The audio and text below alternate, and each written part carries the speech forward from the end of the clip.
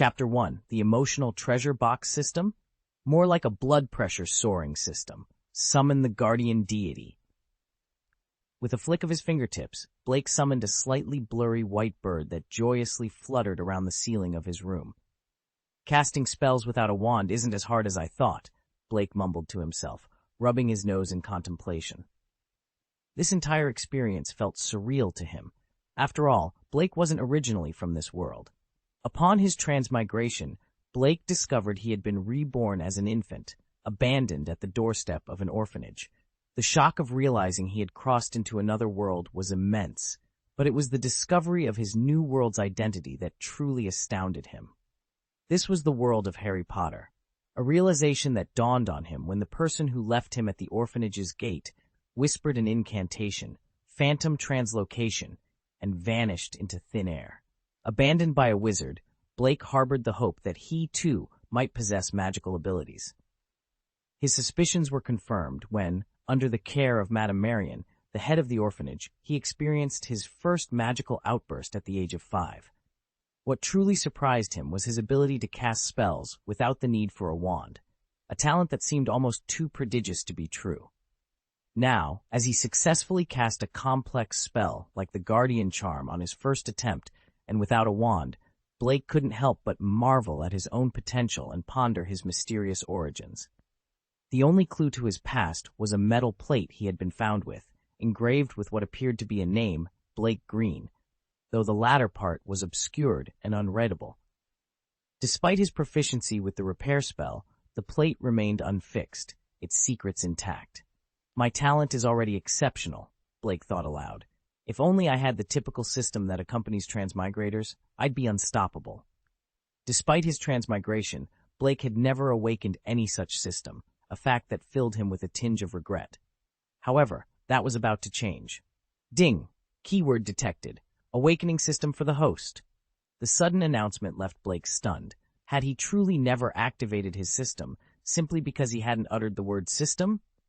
Ding! Detecting the host's current emotional state. Ding! The emotional treasure box system is now binding to the host. Ding! System binding successful. In the privacy of his room, it took Blake no more than 5 minutes to grasp the basics of the system. The emotional treasure box system rewarded him with treasure chests whenever he elicited strong emotions from others. These chests varied in quality from bronze to supreme, depending on the intensity and nature of the emotions provoked, as well as the emotional capacity of the person affected. For instance, if Blake managed to simultaneously anger Dumbledore and Neville with the same intensity, it was likely he would receive a higher quality chest from Dumbledore due to the disparity in their emotional capacities.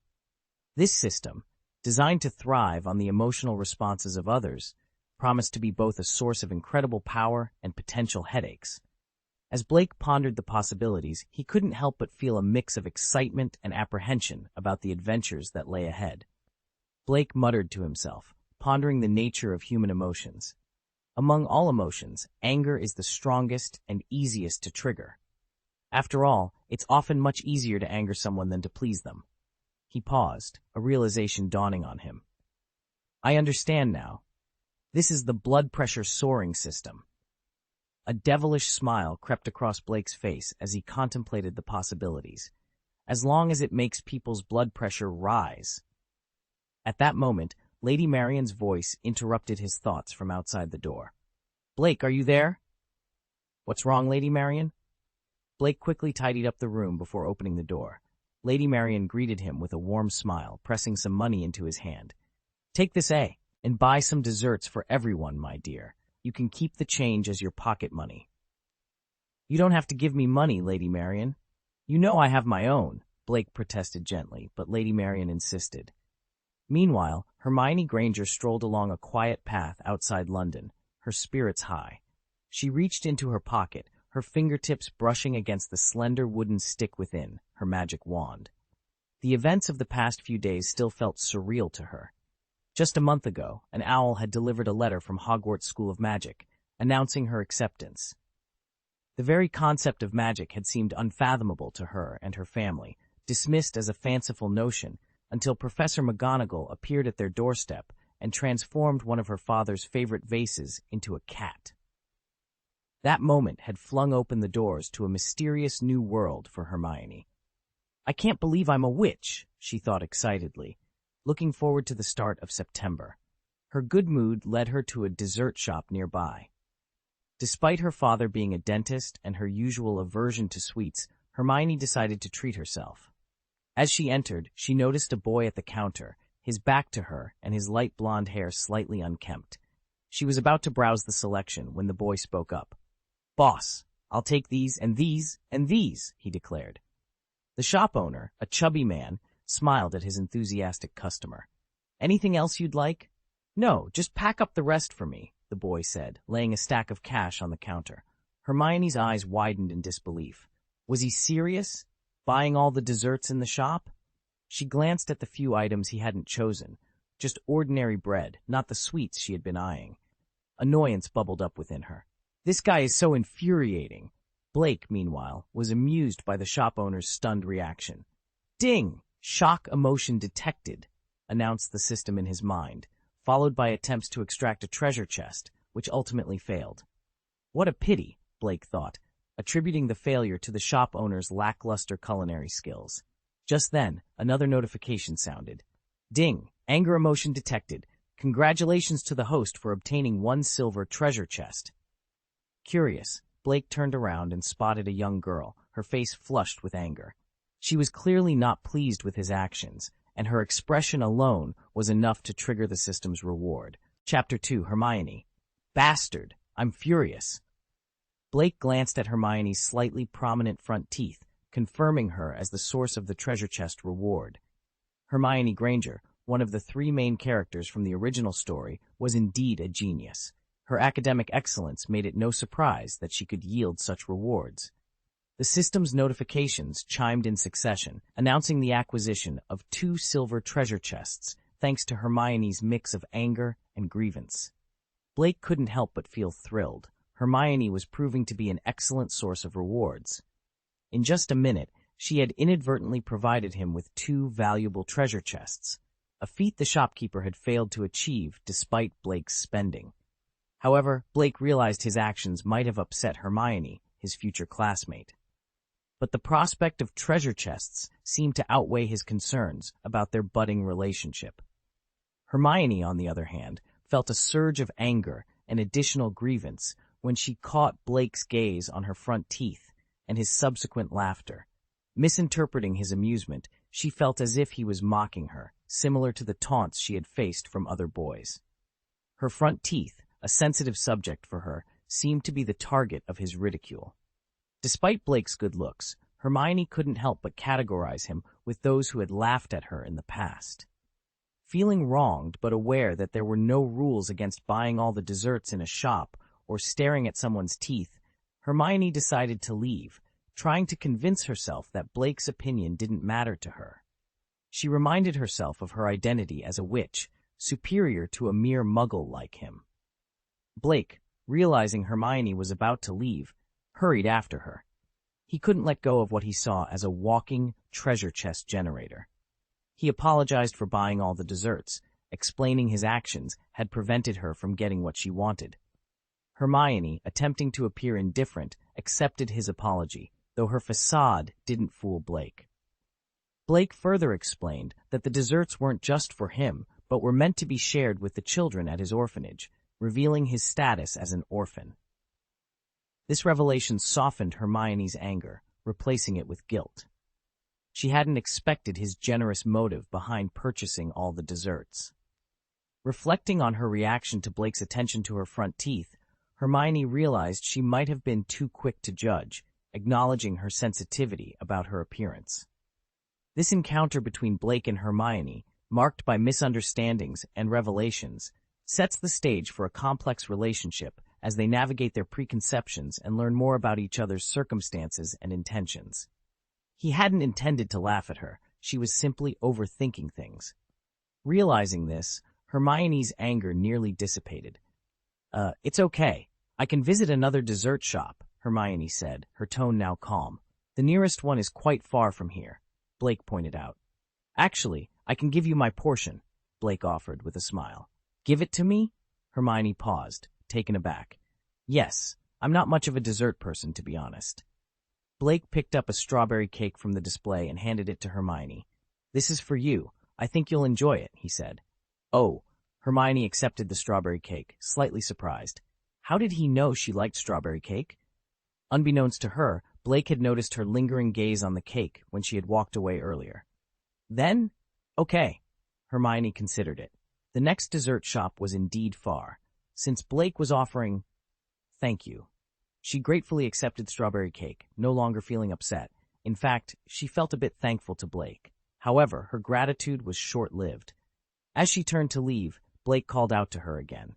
Well, since I gave you my strawberry cake, that will be £2.80, please.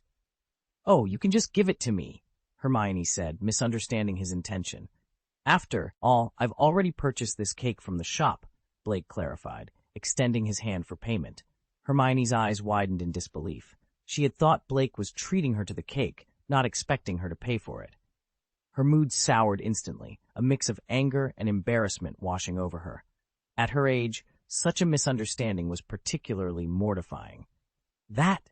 Hermione's voice trembled, her pride wounded. Blake, noticing her change in demeanor, couldn't help but feel a twinge of satisfaction at his successful ploy, deciding to twist the knife further. Don't tell me. You assumed I was offering you a treat. Ahem, then I'll treat you. Blake feigned sincerity, pretending to be concerned about the repercussions from Madame Marian. No, no, no, I have money, Hermione exclaimed, hastily pulling out all her money and shoving it into Blake's hands before running off with the cake, her cheeks burning with embarrassment. Blake watched her leave, noting how even the tips of her ears had turned red.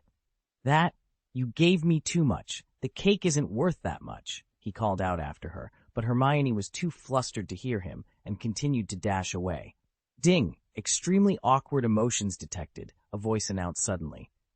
Ding! Drawing a treasure chest for the host. Ding! Congratulations to the host for obtaining a silver treasure chest. Blake looked at the £10 in his hand, contemplating. Well, I'll return it to her when I get the chance. Despite his actions, Blake considered himself to have professional ethics. He was after the treasure chest, not the money. He decided to let Hermione off the hook for now, not wanting to be too harsh. Turning around, Blake saw the shop owner's astonished expression, clearly taken aback by Blake's maneuver. Help me pack this up, Blake said, handing a bill from Hermione's money to the owner as a packing fee. Then, he picked up a dessert and took a bite, savoring it. His earlier claim of disliking sweets seemed forgotten as he enjoyed the treat while waiting for his order. His gaze then shifted to the 3 shiny silver treasure chests in his system space, and he muttered hopefully, System! I want to open the treasure chests. Chapter 3. Hermione, a true gem. Ding! Detected that the host has 3 silver treasure chests. Ding! Does the host confirm to open them? Yes, open the treasure chests, Blake silently commanded. Ding! Opening the first silver treasure chest for the host.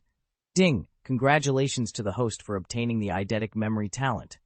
Ding! The host's memory has been greatly enhanced. Blake paused, his dessert halfway to his mouth, as the system's notifications ceased. A sensation akin to being doused with cold water washed over him, purging his mind of all its clutter. Suddenly, his memory sharpened to an astonishing degree. Recalling his recent encounter with Hermione, he found he could visualize every detail about her, from her attire to the precise number of blemishes on her face, with crystal clarity. This newfound ability extended even to long-forgotten memories, including those from his past life. To Blake's relief, this flood of memories didn't overwhelm him. Instead, they seemed to be neatly filed away, surfacing effortlessly whenever he needed them. The realization that a mere silver treasure chest could bestow such a powerful talent filled him with elation, and there were still 2 chests left to open. With renewed excitement, Blake took another bite of his dessert and prompted the system to reveal the contents of the second chest. Ding! Congratulations to the host for obtaining the top-grade Brainiac talent. Ding! The host's comprehension ability has been greatly improved. Brainiac talent? Comprehension ability? Blake pondered whether this would overlap with his eidetic memory. Then, a jolt, as if his brain had been zapped, clarified everything. The academic genius talent complemented his eidetic memory perfectly, enhancing his ability to grasp and understand complex information effortlessly. This synergy between the two talents promised to skyrocket his learning capabilities. Finishing his dessert with gusto, Blake couldn't help but marvel at Hermione's influence. The rewards he received seemed to mirror her own scholarly prowess, suggesting a mysterious connection between the treasure chest's benefactor and its contents. Meanwhile, the cafe owner, busy with his tasks, occasionally glanced at Blake, who seemed lost in his own world of joyous discovery. Unconcerned with the outside world, Blake reveled in the gains from his second treasure chest. Hermione is truly a gem, Blake mused, appreciating the metaphorical treasure trove she represented. The frequency of her dropping treasure chests seemed remarkably high, a testament to her value. Eager to discover what the third silver treasure chest held, Blake prompted the system to proceed. Ding! Congratulations to the host for obtaining the book Beginner Transfiguration Mastery. Blake's initial excitement waned slightly. A book, while valuable, seemed somewhat anticlimactic compared to the transformative talents he had just acquired. Yet, as he reflected on the nature of the reward, he realized that even this was a significant gift, potentially laying the groundwork for mastery in a fundamental area of magic. Blake was astounded. Suddenly, his mind was flooded with a wealth of knowledge. His eyes widened in excitement. He had instantly mastered all the knowledge contained within the book titled Beginner Transfiguration Mastery. Blake felt a significant improvement in his transfiguration skills. Previously, he had relied on the fragmented memories of his past life to hone his magical abilities. However, transfiguration was a complex field with no straightforward incantations, forcing him to grope in the dark and conduct his own research. This made his progress slow, and certain concepts remained elusive due to the absence of a mentor. But now, in a mere instant, he had achieved complete mastery. The previously unclear concepts were now crystal clear. Eager to practice his newly acquired skills, Blake looked around for a secluded spot. His gaze then fell on the shop owner, who was still busy packing desserts, eating profusely. Feeling a bit impatient, Blake said, "Boss, could you deliver these desserts to Marion Orphanage for me? I'm afraid I can't carry them all by myself." The shop owner, smiling, responded, "Of course, I can." Blake had purchased all the desserts in the shop, leaving the owner with no choice but to agree to the delivery. Besides, Blake was just a child and obviously couldn't manage to transport so many desserts on his own. "I'll use my minivan to send them over," the shop owner added. Blake thanked him and quickly left the shop, eager to find a quiet place to test his transfiguration skills. Meanwhile, hidden in a secluded bush by the roadside, Hermione was curled up under a small tree, muttering to herself. The misunderstanding earlier, fueled by Blake's comments, had left her feeling extremely awkward. She needed a moment to collect herself. "Okay, Hermione, stop dwelling on this," she told herself. "Forget it immediately. He's a muggle. You'll probably never see him again. Cheer up, Hermione." Trying to push the embarrassing incident out of her mind, Hermione glanced at the strawberry cake in her hand. "How can I forget? It's too embarrassing." She looked at the cake with a forlorn expression, tempted to throw it away, but finding herself unable to do so. Suddenly a loud thud and a familiar cry of surprise interrupted her thoughts. Curiosity overcame her discomfort, and she looked towards the source of the noise. It wasn't far from her current location. True to her Gryffindor nature, Hermione didn't flee from the strange sound. Instead, she cautiously moved closer to investigate. Chapter 4. The Enigma of the Forest. In the quietude of a secluded forest, Blake found solace under the shade of a small tree. Before him, the ground hosted a peculiar sight, a green viper, coiled and vigilant. The snake, with its tongue flickering, eyed Blake with a mix of curiosity and caution. After a moment's hesitation, Blake locked eyes with the creature and extended his right hand towards it. Predictably, the viper lunged, sinking its fangs into the back of Blake's hand with ferocity. Yet, Blake's reaction was not one of panic, but of mild discomfort. With a composed demeanor, he reached out with his left hand, gently caressing the head of the viper still clamped onto his other hand. In an instant, the snake's aggressive posture softened, and it obediently released its bite. Blake then coaxed the viper onto his left hand, where it settled docilely. Suddenly, the viper underwent a transformation, morphing from a living creature into a withered branch. This transformation was the result of Blake's experimentation with the transformation spell, revealing that an uncontrolled animal would retain its wild nature, whereas one under influence would heed the caster's commands. However, Blake noted the viper's lack of venom, pondering if his novice level in the transformation spell was a factor. Holding the branch, now a testament to his burgeoning skill, Blake's excitement surged as it morphed once more, this time into a gleaming sword. The realization that his imagination could give form to the object in his grasp was exhilarating. Yet, his revelry was short-lived, as pain from the viper's bite reminded him of reality. Despite the lack of venom, the bite had drawn blood. Setting the branch aside, Blake focused on healing the wound on his hand. With a soft incantation, "Return to normal," the injury began to mend before his eyes, a process that never ceased to amaze him. After cleaning the blood with a leaf and discarding it, he resumed his study of the transfiguration spell, unaware of the leaf's journey deeper into the forest. As Blake delved deeper into his magical practice, an unsettling sound pierced the tranquility of the forest, a predatory roar that put him on high alert. Peering into the dimness, he sensed an ominous presence. The feeling of being watched was palpable, and danger seemed imminent. Suddenly, the thud of a heavy object approaching broke the silence. Blake prepared for confrontation, only to find nothing before him. Confusion turned to alarm as invisible footprints appeared on the forest floor. Realizing the creature's invisibility, Blake narrowly evaded an attack, diving to the side just in time to avoid being crushed. Regaining his footing, Blake witnessed the unveiling of the creature as if a transparent veil had been lifted. A monster, previously hidden from view, now stood before him, revealing the enigma of the forest. Suddenly, out of thin air, a strange creature materialized in front of Blake. It had silver-white hair and somewhat resembled a lean bear, yet it was very tall and walked upright like an ape. Its eyes, filled with a greedy glint, fixed on Blake as if he were a succulent roasted chicken. However, the creature vanished from sight just as quickly as it had appeared, cloaking itself in invisibility once more. In that moment, Blake realized he was under attack by a magical beast. Recalling the blood-stained leaves he had discarded earlier, he pieced together the origin of this monstrous assailant. The sound of heavy footsteps resumed, indicating the creature was lunging at him once more. Yet, Blake remained composed. Extending his hands, he unleashed the magic he had been harboring. Instantly, the trees on either side contorted, their branches swiftly morphing into vines that intertwined to form a dense net in front of him. As anticipated, the creature charged into the net, letting out an enraged roar as it became entangled. The net, however, began to emit unsettling snapping sounds as the vines started to break under the immense strength of the beast. Although the net couldn't restrain the creature, it significantly hindered its advance, buying Blake precious time to flee. Blake's decision to flee wasn't born out of cowardice but necessity.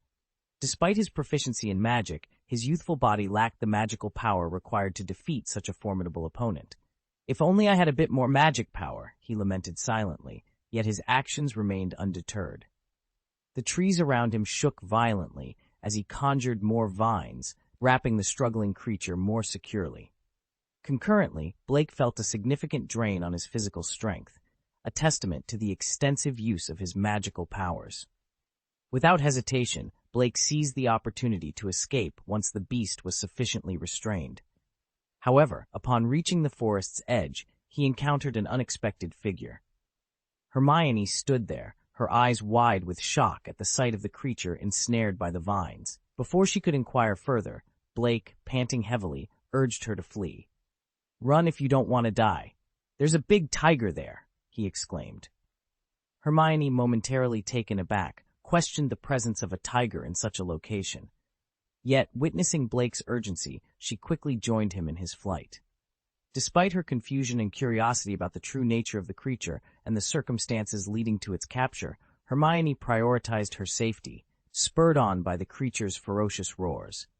Once Blake noticed Hermione following him, he felt a wave of relief. His claim of a tiger was a deliberate attempt to expedite her escape, fearing her curiosity might lead her into danger.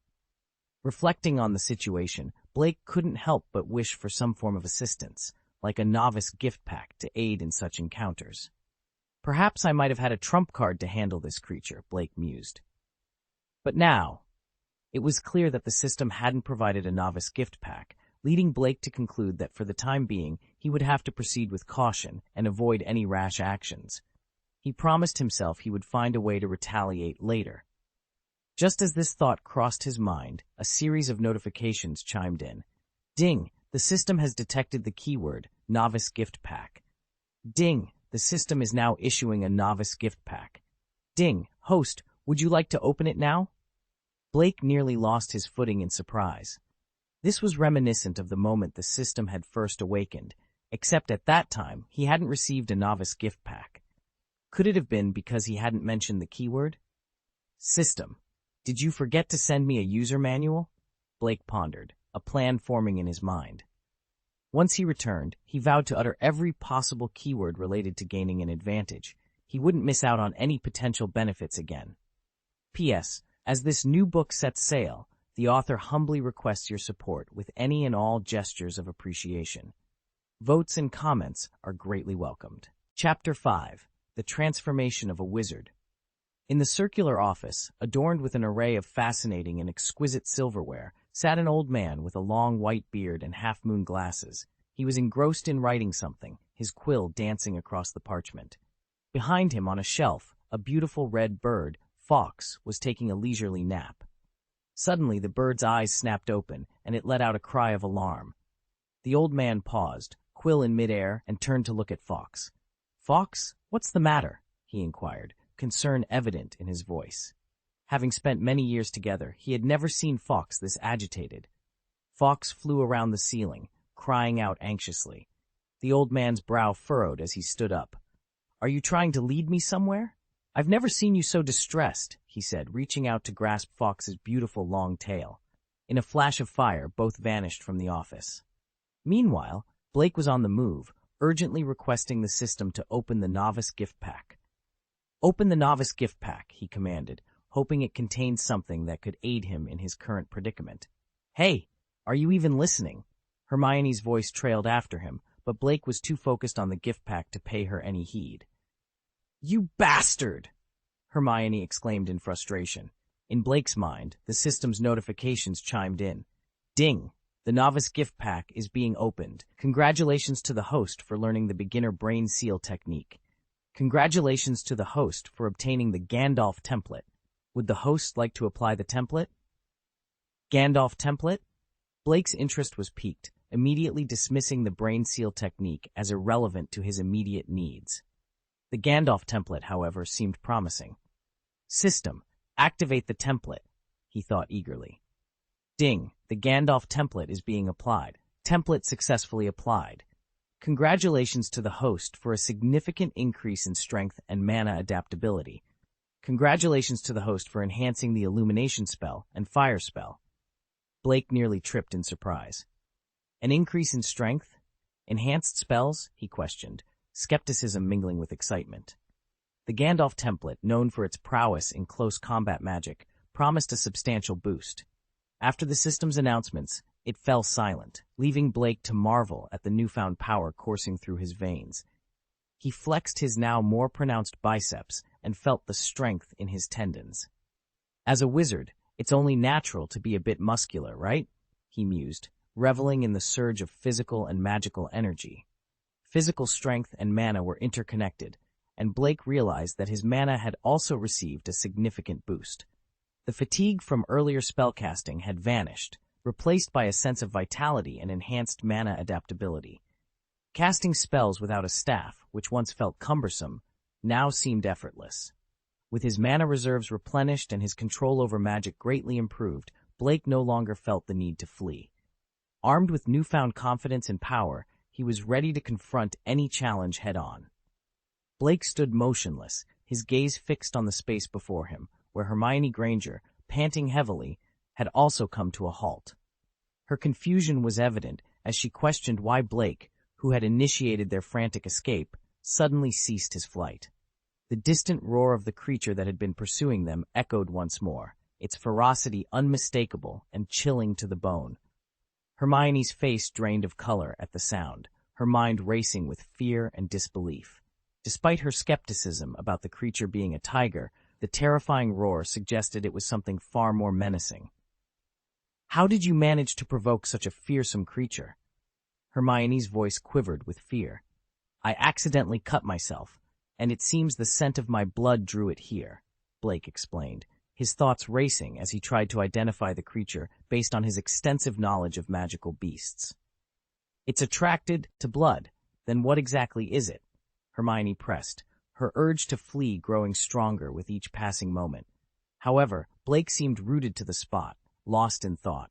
Drawing upon his remarkable memory, Blake sifted through his mental catalog of magical creatures until he pinpointed the one they were likely facing: a stealth monster.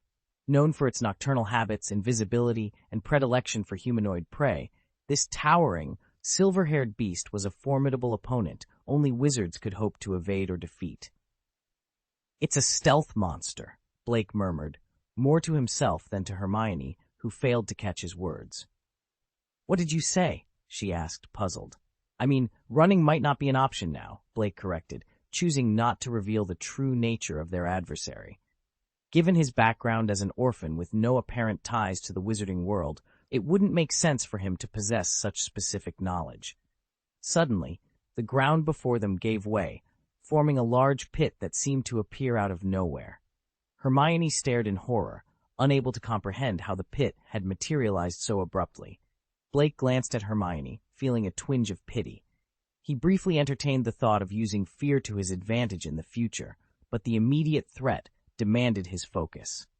He knew that, as a supposed muggle, his options were limited. Yet, Transfiguration presented a unique opportunity, as it required no specific incantation and could feasibly be stumbled upon by any minor wizard during a magical outburst. As Blake prepared to act, Hermione stepped in front of him, her determination evident despite the visible trembling of her legs. She insisted on confronting the creature herself, citing Blake's muggle status as a reason for his inability to intervene. "You can't handle this," Blake said softly, his voice laced with concern. "Let me try." "What can a muggle like you possibly do? Leave now," Hermione retorted, her wand raised unsteadily in her hand. Blake observed Hermione's resolve, her fear, and the wand she clutched as a lifeline. He realized then that despite her bravery, she was not prepared for the reality of facing such a monster alone. He needed to convince her that together they stood a better chance against the unseen threat that loomed over them. Hermione pointed to an empty space in front of her, where a hidden creature seemed to lurk. It appeared to have previously encountered a wizard, for upon seeing the wand in Hermione's grasp, it hesitated, its aggressive advance halted. Yet Hermione, despite her extensive reading and memorization of magical textbooks, was merely a novice witch, not yet initiated into the formal world of magic schooling. The question loomed: what offensive spells could a first-year textbook possibly contain? As she raised her wand, a lengthy pause ensued, her mind racing through various spells, yet none seemed apt for the peril at hand. Instead, her thoughts were crowded with mundane, everyday spells, leading to a peculiar standoff between the novice witch and the creature. Blake, observing the scene, was perplexed by the unfolding events. In a sudden move, he pushed Hermione, who, already teetering on the edge of panic, was caught off guard and stumbled to the ground beside her. This unexpected action by Blake not only disrupted the tense standoff, but also raised questions about his intentions and the dynamics of their encounter with the mysterious creature. The situation called for quick thinking and a better understanding of the magical resources at their disposal, especially for Hermione, who was forced to confront her limitations and the practical challenges of applying her theoretical knowledge under pressure. Chapter 6: Hermione's Shock, the Golden Treasure Chest. "Hey, you," Hermione began, her voice laced with anger as she turned to confront Blake for pushing her. However, before she could finish her sentence, a cloud of smoke and dust erupted from the spot where she had been standing moments before, as if an unseen force had barreled through the area. Fear quickly replaced her anger, her heart pounding with the realization that if Blake hadn't pushed her aside, she might have been struck by whatever creature had just passed. Blake, meanwhile, looked in the direction of the hidden monster with a hint of dissatisfaction. Hermione's initial anger at being pushed had been forgotten, replaced by a fear of the unseen threat. Unfortunately, this meant that the system failed to draw the treasure chest it had promised. "Let me handle this," Blake stated calmly, breaking the tense silence. "But you're a muggle. How can you possibly deal with that kind of monster?" Hermione asked, her confusion evident. "I'm not sure what you mean by muggle, but I assure you I can handle it," Blake replied, his tone confident. Hermione opened her mouth to protest, but her words were cut short as her eyes widened in shock. Sand and dust began to levitate around Blake, swirling in a mesmerizing dance. You're a wizard too?" she gasped, her mind racing. "Ding, the system has detected a shocked emotion," announced an unseen voice, followed by "Ding! Failed to draw the treasure chest." Blake gave Hermione a puzzled look, clearly unsure why she was so surprised. It wasn't the title of wizard that confused him, but rather the fact that Hermione hadn't triggered any reward from the system. Frustrated, he dismissed the thought and focused on the task at hand, dealing with the hidden monster. "Scatter!" Blake commanded softly. At his word, the dust dispersed in all directions, revealing the vague outline of the monster in the air. "Got you!" Blake exclaimed, a triumphant smile on his face. The dust had adhered to the monster's body, rendering its stealth abilities useless and exposing its form to the naked eye. Hermione watched in awe. "Using dust to reveal the monster?" she mused. "So magic can be used in such creative ways?" She racked her brain, trying to recall any spell from her textbooks that could achieve such an effect, but came up empty. Meanwhile, the monster, now visible and irritated by the dust, sneezed twice before charging at Blake with renewed fury. "Dodge quickly!" Hermione cried out, concern etched on her face. But Blake remained where he was, calm and collected. He simply raised his right hand and commanded, "Rise!" Instantly, dozens of sharp, sturdy earth thorns erupted from the ground directly in the monster's path. Caught off guard, the creature stepped on one and let out a piercing roar of pain as it was impaled. Hermione stood there, mouth agape, as she witnessed Blake's incredible display of power and ingenuity. The way he used his magic was unlike anything she had learned at Hogwarts. It was clear that Blake was no ordinary wizard, and Hermione couldn't help but wonder what other surprises he had in store. The intense pain pierced through the right foot of the hidden monster, completely capturing its attention and breaking its stealth. Hermione, sitting on the ground, watched the scene unfold with wide eyes and an open mouth, too shocked to stand. Initially, she had thought Blake was paralyzed with fear, but she was proven wrong. With a mere gesture, Blake had inflicted such severe injuries on the monster. "But what kind of magic is this?" Hermione whispered to herself. The monster's ferocious face was now fully exposed to Blake and Hermione. Despite her bravery, Hermione couldn't help but feel a deep sense of fear. After all, she was only an 11-year-old child, her mental fortitude not as developed as Blake's, who seemed unfazed by the situation.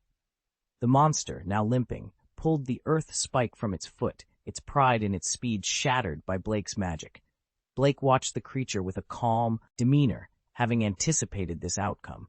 He had previously fled not due to cowardice, but because his magic power was insufficient to conjure a spike strong enough to penetrate the monster's foot. Now, with his significantly increased magical power and adaptability, his conjured earth spike was potent enough to injure the monster. The monster, realizing the threat Blake posed, considered retreating. It was reluctant to admit defeat, especially to what it perceived as mere human children. It rationalized its injury as a result of carelessness rather than acknowledging Blake's strength. This thought process gradually diminished its fear, fueling its anger and determination to attack again. Blake, noticing the monster's renewed aggression, sighed. "Do you have to die?" As the monster charged once more, paying extra attention to the ground to avoid another spike, Hermione watched in horror, her heart racing. In that critical moment, a nearby rock transformed into a rough stone lion, which pounced on the monster, pinning it down. The stone lion, despite its crude appearance, was incredibly heavy, breaking several of the monster's bones upon impact. Then, with a terrifying crack, the lion's sharp fangs clamped down on the monster's neck, eliciting a desperate scream. Despair filled the monster's eyes as it realized it had fallen into another of Blake's traps. The hastily created stone lion, a product of the transfiguration spell, demonstrated Blake's strategic prowess even when faced with an injured adversary. The stone lion's strategy was surprisingly effective. Its speed was no match for the elusive creature it targeted, but the creature was too preoccupied with avoiding the thorns scattered across the ground to notice a seemingly innocuous rock lying nearby. Thus, the stone lion's cunning plan succeeded with astonishing ease. Hermione watched the unfolding scene, her expression a mixture of shock and disbelief. "Is this the transfiguration spell?" she exclaimed. She remembered Professor McGonagall demonstrating this exact kind of magic to her family. The professor had emphasized its complexity, labeling it as advanced magic that was challenging to master. So how could this boy, seemingly no older than herself, perform it with such finesse? Was it possible that he was from a wizarding family, one that had imparted to him knowledge and skills far beyond their years? As Hermione stared at Blake, her shock was palpable. Meanwhile, Blake, confident in his victory, couldn't help but smile as he heard the system's notifications. Ding! Shock detected. Ding! Extracting a treasure chest for the host. Ding! Congratulations to the host for obtaining a gold treasure chest. A gold treasure chest. This was the first time Blake had encountered a treasure of such caliber. The thought of what it might contain filled him with excitement.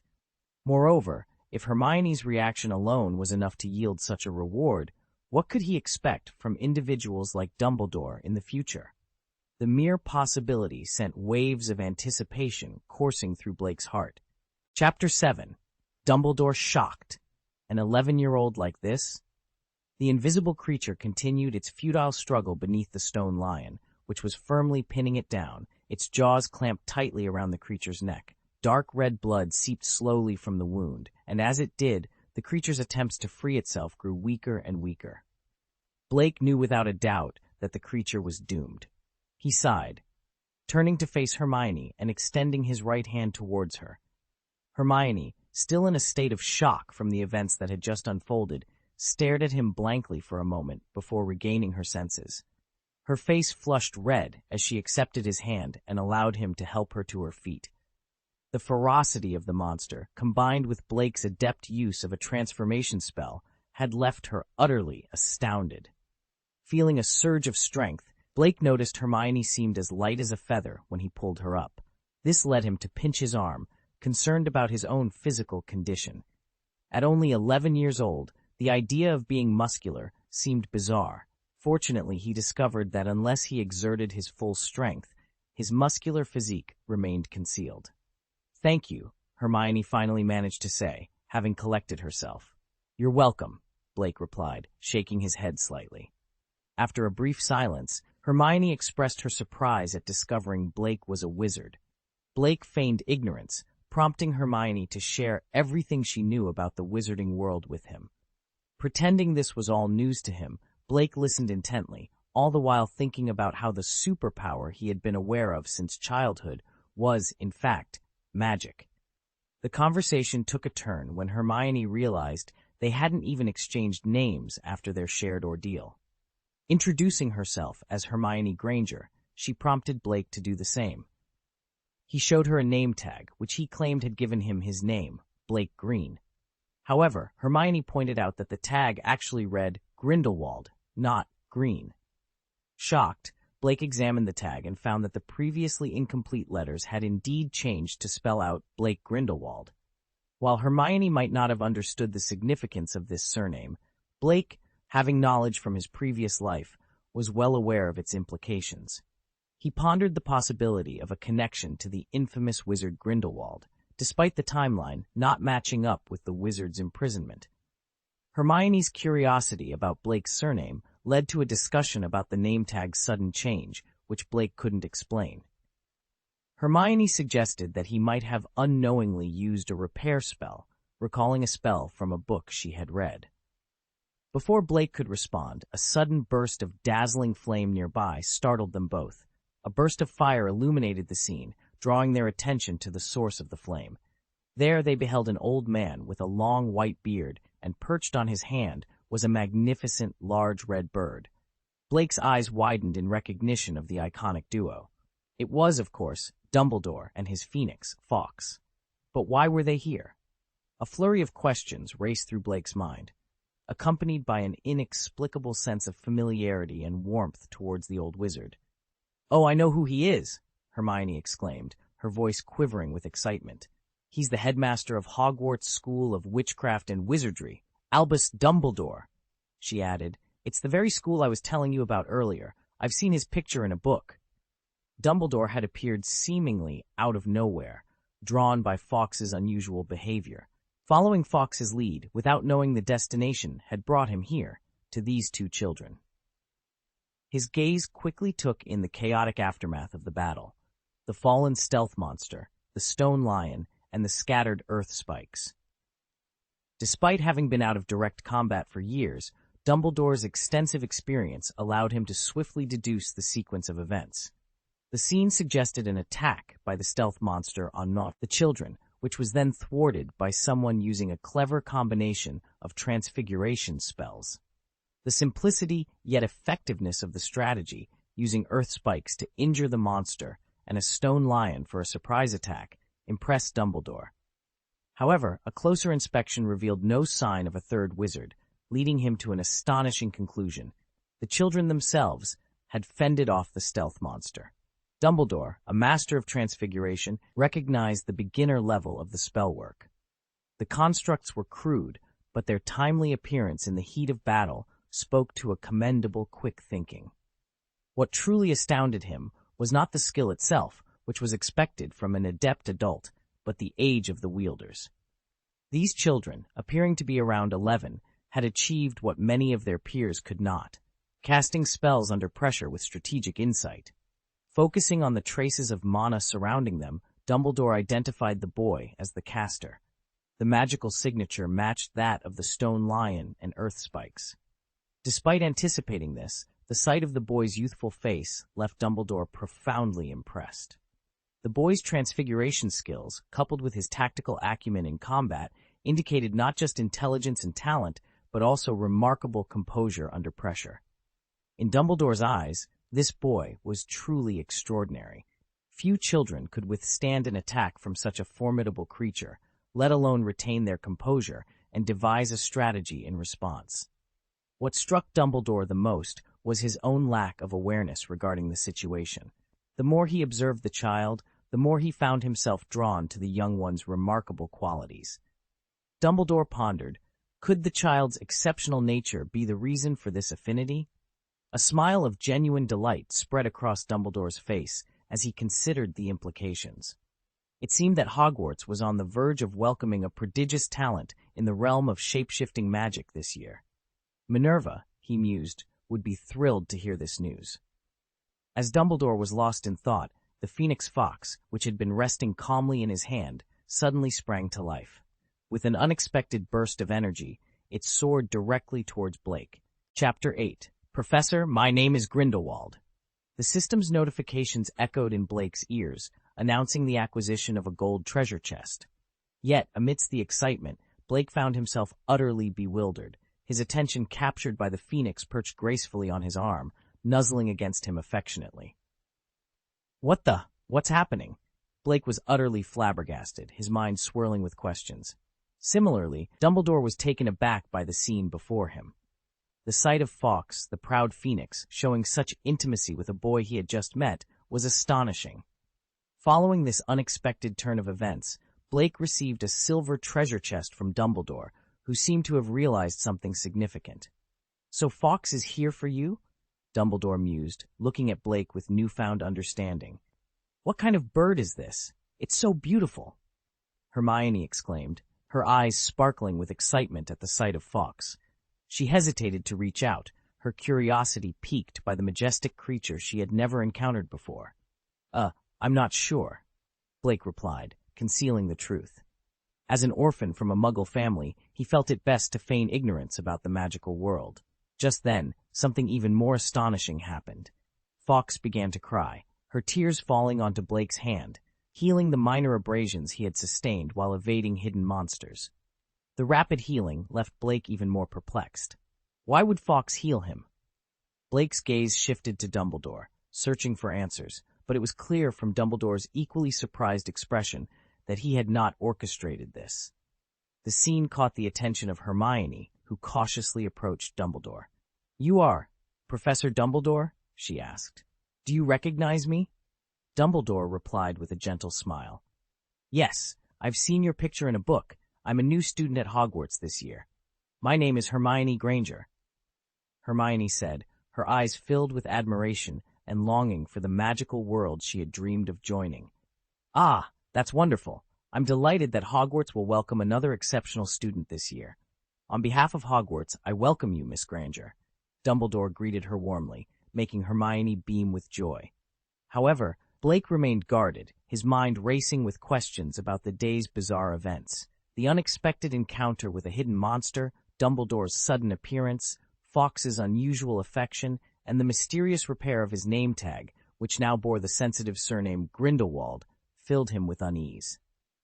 Dumbledore, observing Blake's cautious demeanor, attempted to engage him. "Then, you must be a new student at Hogwarts this year?" "I'm not," Blake responded truthfully, his confusion evident. "Oh." Dumbledore's curiosity was piqued. "Didn't you receive the admission letter from the owl?" Blake hesitated before answering. "The owl sent the letter?" "Oh, I heard Hermione mention it, but I didn't receive one." Blake's admission revealed his true situation.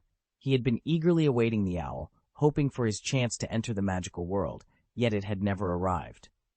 This revelation only added to the mystery surrounding him, leaving both Dumbledore and Blake with more questions than answers about the strange connection between them and the magical world they were about to enter. Blake had been waiting for what felt like an eternity. He pondered whether the delay was due to his unknown birthday.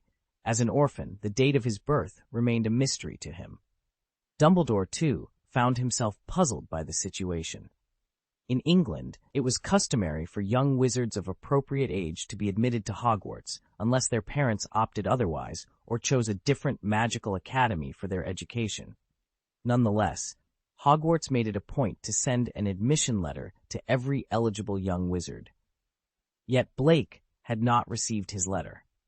Dumbledore speculated whether Blake had yet to reach his 11th birthday, which would explain the absence of the letter. Blake at Dumbledore's gaze with a look of confusion, unfazed by the possibility of his lie being uncovered. Thanks to a beginner-level brainseal spell he received as a part of a newbie gift pack, Blake felt confident in his ability to deceive Dumbledore. While the spell might not suffice against someone as formidable as Voldemort, it was certainly adequate for Dumbledore, who was unlikely to resort to aggressive memory extraction techniques. "What exactly is happening here?" Dumbledore inquired, noting that Blake and Hermione were together and assuming they had prior acquaintance. Given Hermione's familiarity with the magical world, Dumbledore had expected Blake to possess similar knowledge. However, the reality appeared to be different. Blake proceeded to recount their recent experiences, carefully omitting any sensitive information. Dumbledore was taken aback to learn that both children were Muggles, with Blake hailing from an orphanage. They had only recently discovered the existence of the magical world.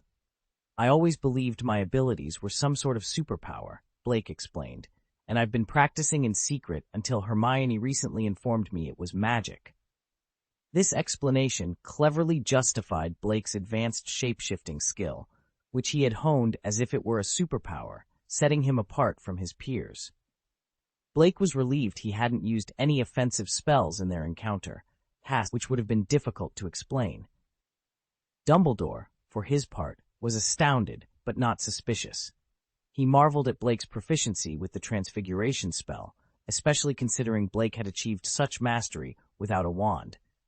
The implications of Blake's potential with a wand excited Dumbledore. However, Blake's satisfaction was momentarily dampened by a system notification indicating a failed treasure chest draw, prompting an internal critique of the unreliable system. Dumbledore, recovering from his astonishment, expressed his relief and admiration for the children's courage. "It's a great blessing that you're all fine. Stealth monsters are formidable foes, but your bravery has truly exceeded my expectations. Were this Hogwarts, I would not hesitate to award 20 points to your respective houses, he praised. Turning to Blake with a smile, Dumbledore inquired, By the way, what is your name? Perhaps I can check the Hogwarts records for your birthday. It should be listed on your admission letter. Hermione had already introduced herself, but Blake had yet to share his name. Thank you so much, Professor. Blake replied with enthusiasm. My name is Blake Grindelwald. Dumbledore's eyes widened in shock at the mention of the name. Meanwhile, Blake's system chimed in with notifications, signaling the detection of Dumbledore's extreme shock and rewarding Blake with a supreme treasure chest. Chapter 9. The Mystery of Blake's Heritage.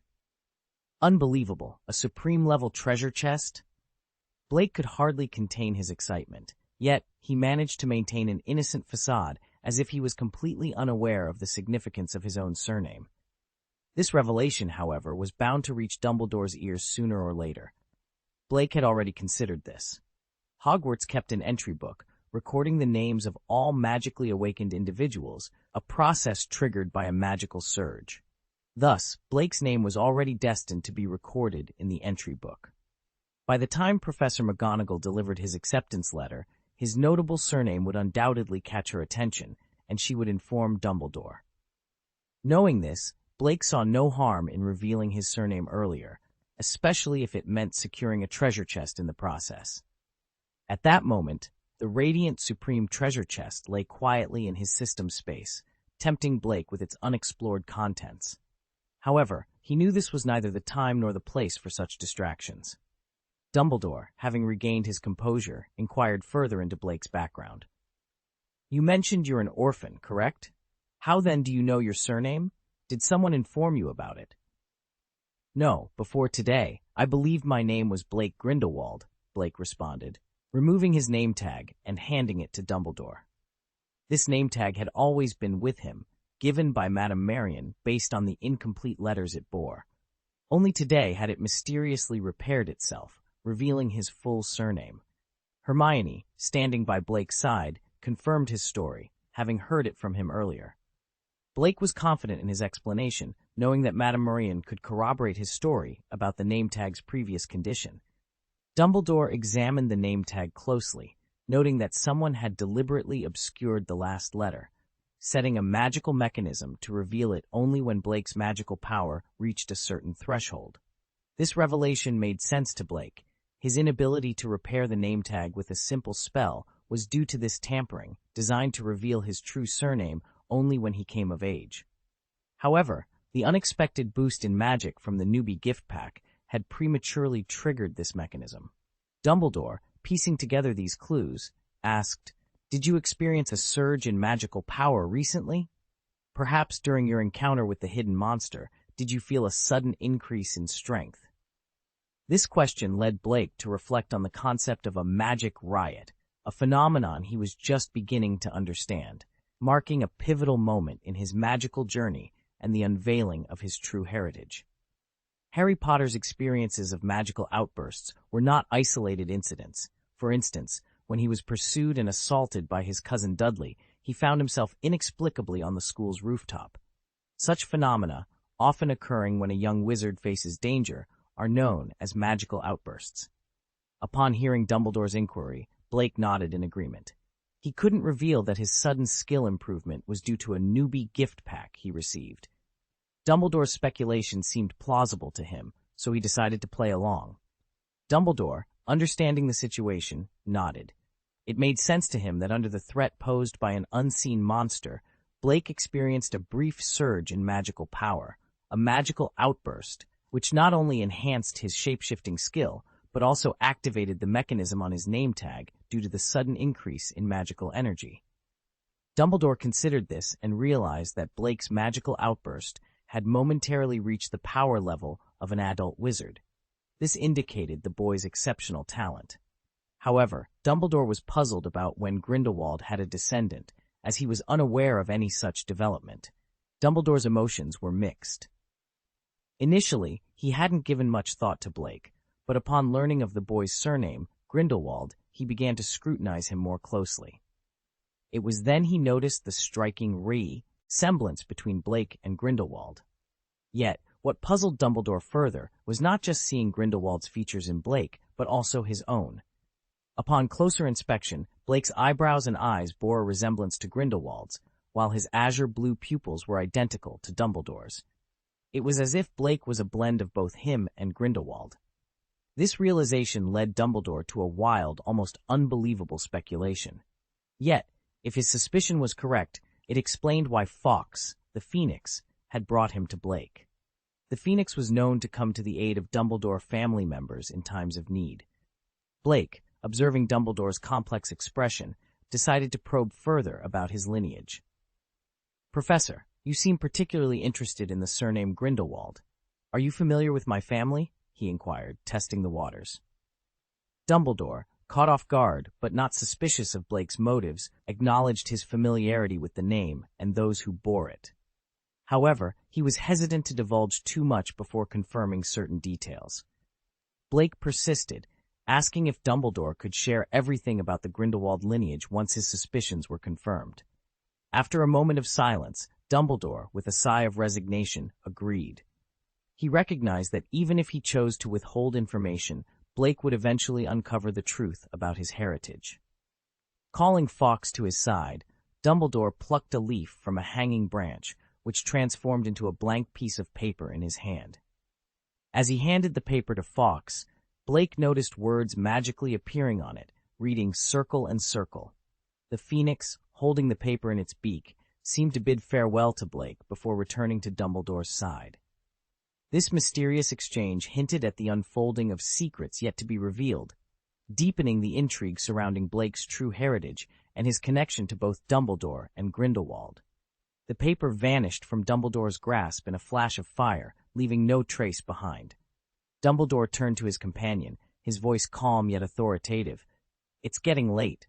I will ensure you are safely returned home." He paused for a moment, his eyes twinkling behind his half-moon glasses. "I have already dispatched a letter to a trusted individual to address the matter. Rest assured, you have no cause for concern." Chapter 10. Hermione. You started managing money when you were 7, and developed skills at 8? There's no mistake.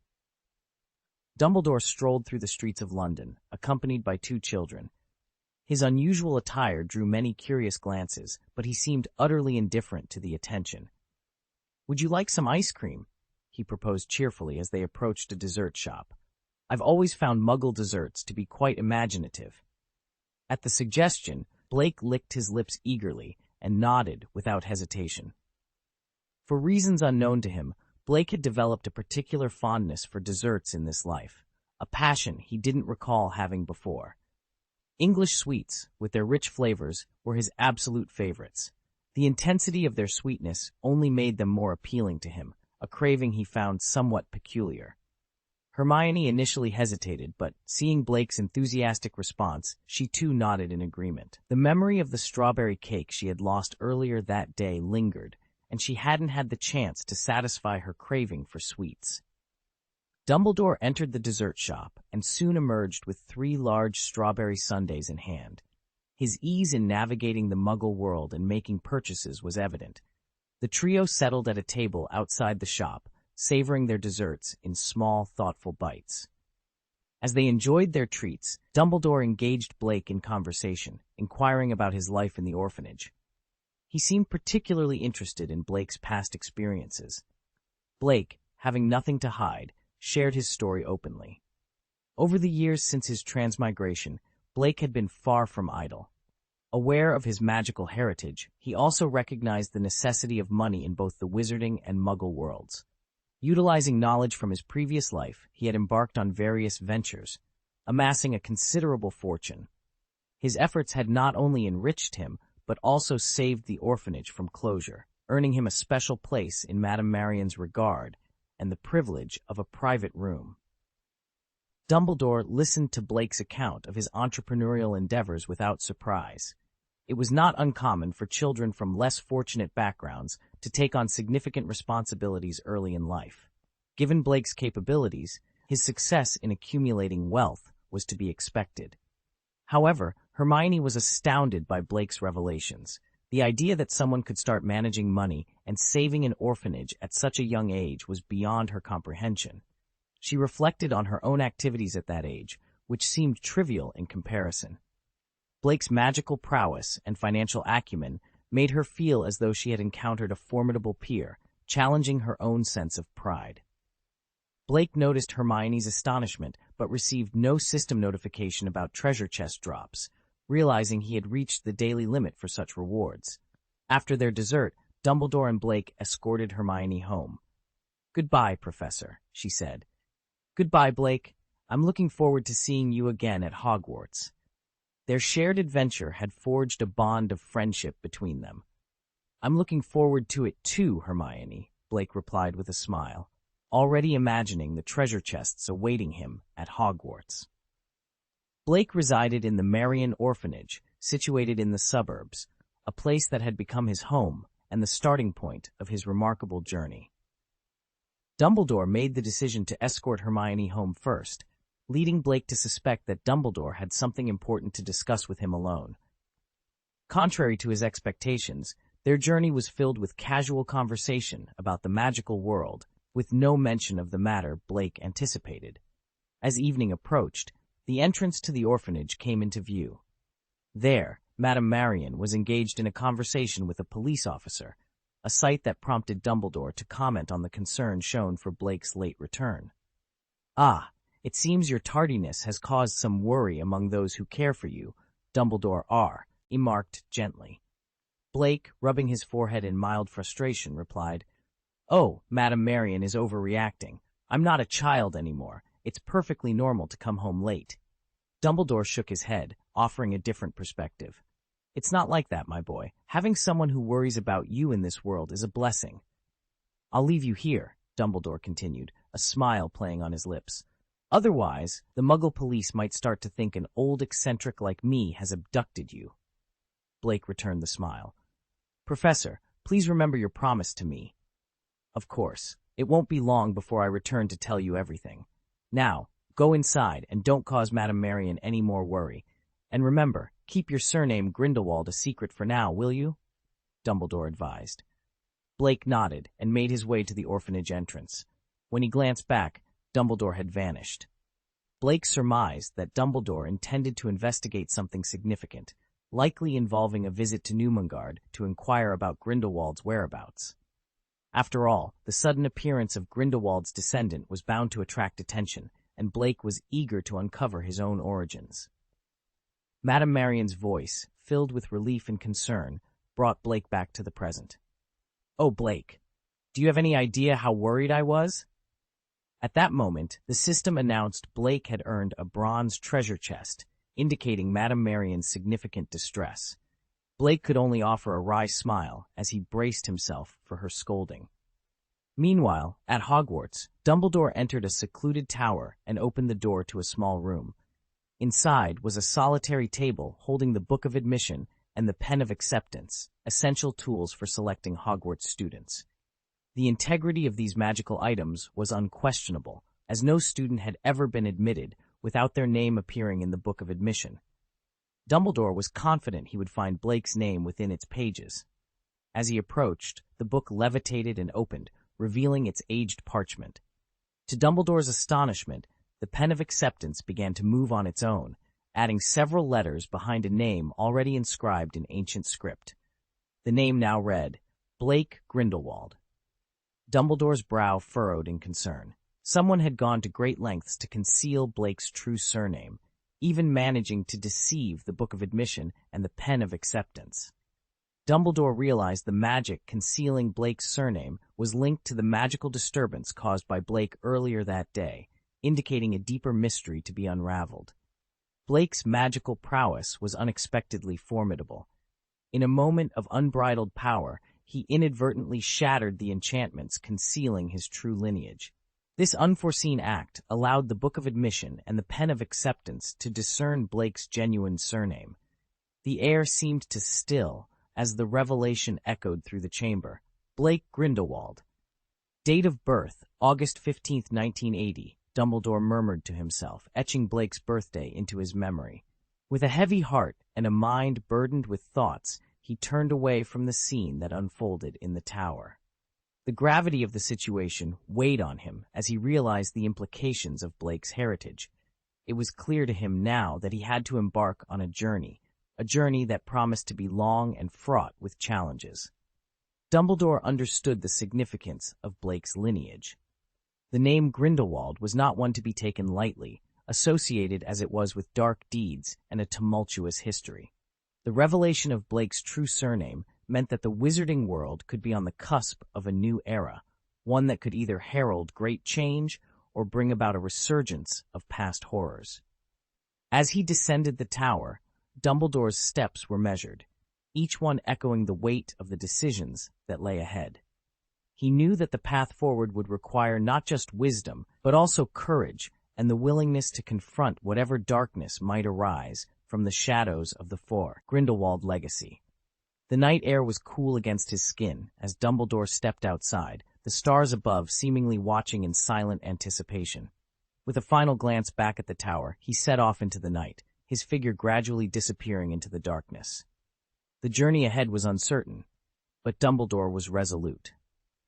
For the sake of the wizarding world, he would face whatever challenges came his way, armed with the hope that light could emerge from the darkest of places. Chapter 11. A joyous unboxing moment. Exceptional rune talent. Madame Marion, despite her sharp tongue, had a heart of gold. This became evident when Blake, after returning to his room with a slightly red ear, found his hands filled with the desserts Madame Marion had generously left for him. Without wasting a moment, Blake arranged all the desserts on his bed, but didn't give them a second glance. His excitement was directed elsewhere, towards the treasure chests waiting in his system space. Ensuring complete privacy by checking the doors and windows were securely locked, Blake settled into a somewhat battered chair with an air of anticipation. His focus was entirely on the system space, where several treasure chests lay in wait. After a quick inventory, Blake counted a total of 5 chests, 1 bronze, 1 silver, 2 gold, and most thrilling of all, a supreme treasure chest. This last chest, as confirmed by the system, was of the highest quality, and Blake was pleasantly surprised to have acquired it so soon. Deciding to build up the excitement, Blake chose to start with the lower quality chests, saving the best for last. "System, let's open the bronze treasure chest first," he whispered, barely containing his excitement. Ding! The system is opening the bronze treasure chest for the host. Ding! Congratulations to the host for obtaining intermediate cooking proficiency. Cooking? Well, Blake mused, beginning to discern a pattern in the rewards from the system's treasure chests. This particular chest, dropped by Madame Marion, whose culinary skills were renowned, seemed to have a higher drop rate for cooking-related skills. This realization sparked an idea in Blake's mind. Perhaps, to acquire specific skills in the future, he could seek out individuals related to those skills to increase his chances of obtaining them from the treasure chests.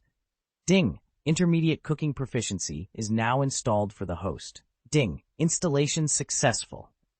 Suddenly, Blake felt a surge of knowledge flood his mind, his hands itching to demonstrate this newfound skill. He was confident that, given a kitchen knife, he could now carve intricate designs into tofu, a testament to his enhanced culinary abilities.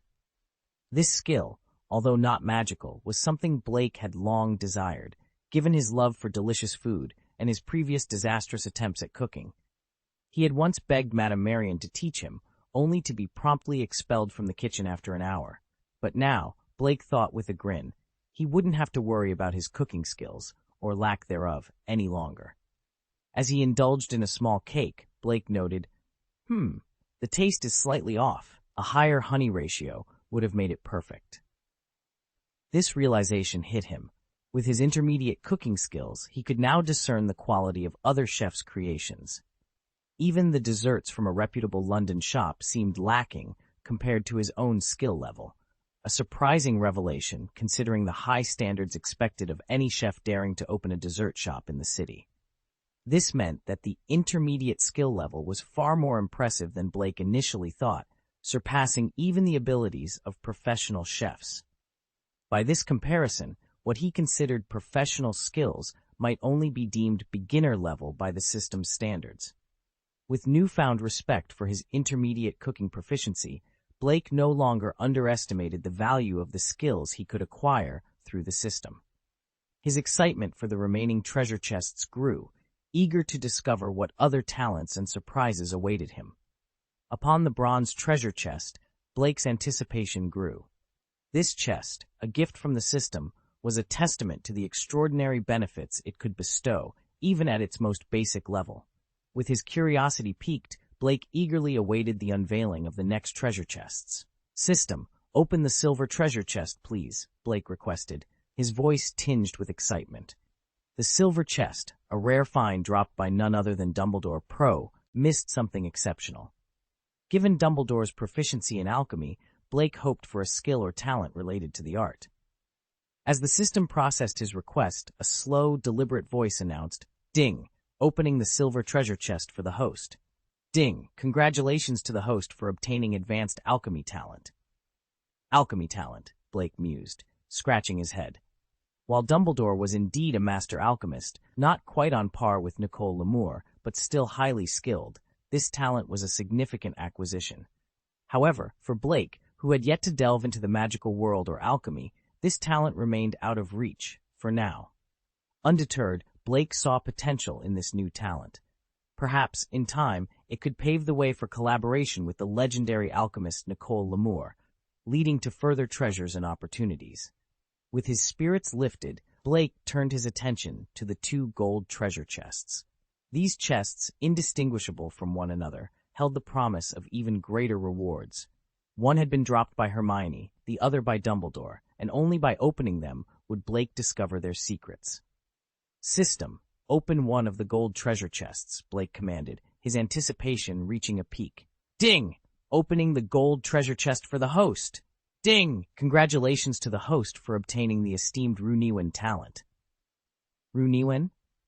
Blake pondered.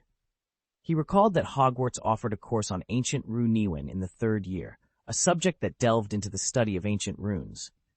Typically considered dull and purely theoretical, its primary application was translating ancient documents written in Runewen, akin to deciphering oracle bone inscriptions. Could this talent actually be useless?